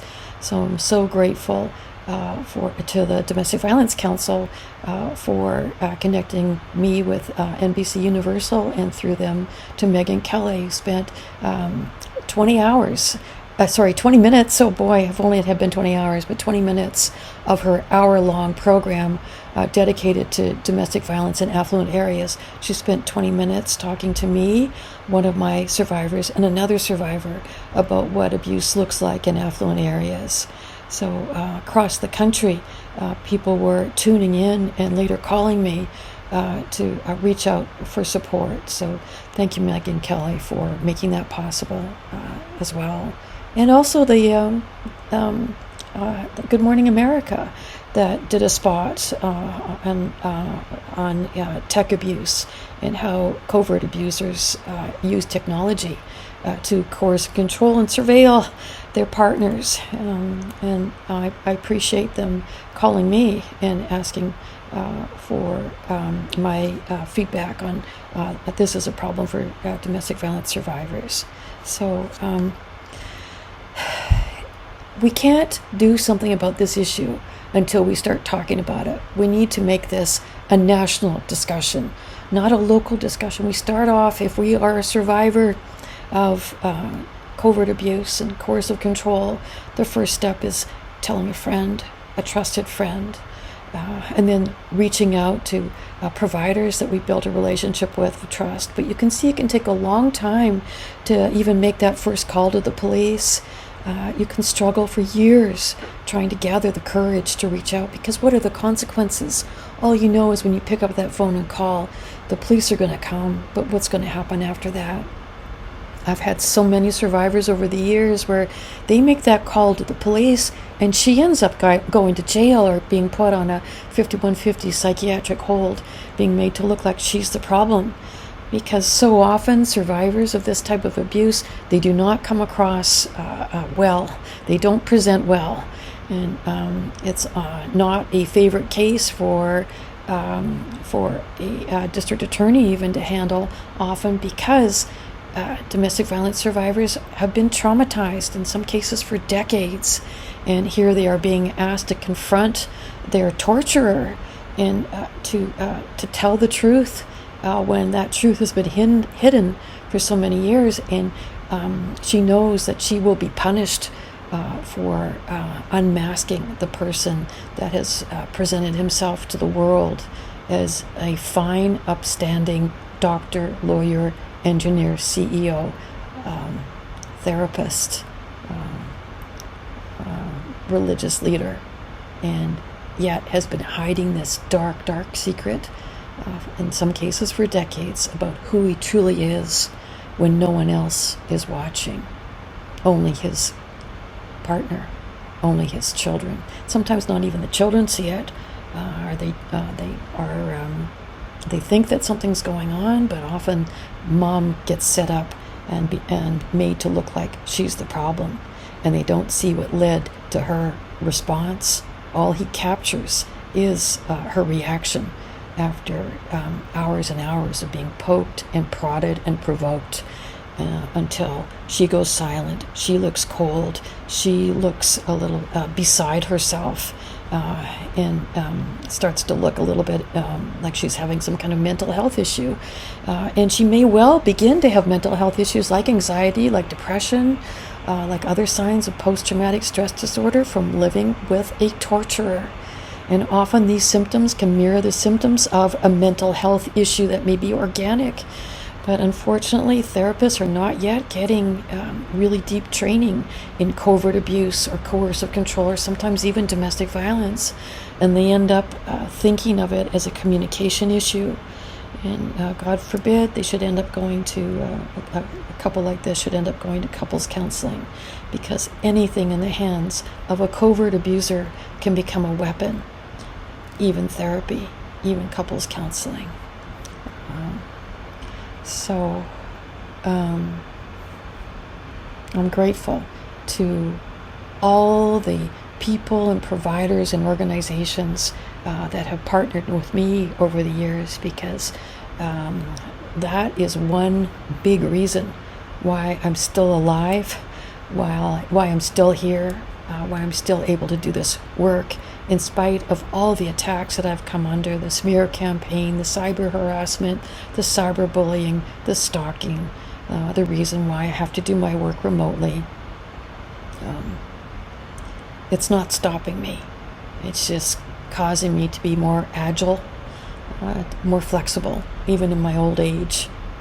So thank you to all the wonderful people, men and women, in my community, in our community, in our country, who have reached out a hand to say, I believe you, I support you, I believe in your work, and I'm going to do what I can to make sure that you stay around to keep doing it. So God bless you. And that's the main reason why I'm still alive, still able to do this work, and still I'm able to offer the women that I work with hope, because I get to draw on an infinite well of hope and love and power and protection, and that's the good Lord watching over me. You don't have to be a person of faith to be coming into our little Zoom room. You just have to tolerate the fact that I'm a woman of faith. So I won't ever try to inflict my beliefs on you, but just know that's what keeps me going. And that's how I get to sleep at night. I know I give it 100% during the day. And then at night, when it's time to clock out, I turn it over and let the good Lord take care of the rest. I've done my best. The good Lord will take care of the rest. Over the past 13 years, we've helped over 1,400 survivors of covert abuse and coercive control here at WomenSV. We don't charge for our services because we believe it's everybody's right to be free and safe in their own home, and they shouldn't have to pay for that right. Our program is completely supported by donations. So if you can please click the donation link in the description below to donate in support of our program. And also the like, subscribe button, because it will really help us continue to do our work. If we are unique at WomenSV in our focus on educating survivors, providers, and the community, the general public, about the lethality risks associated with covert abuse and coercive control. And because of this, we serve women from all over the country. Thank you so much for tuning in and for supporting our work.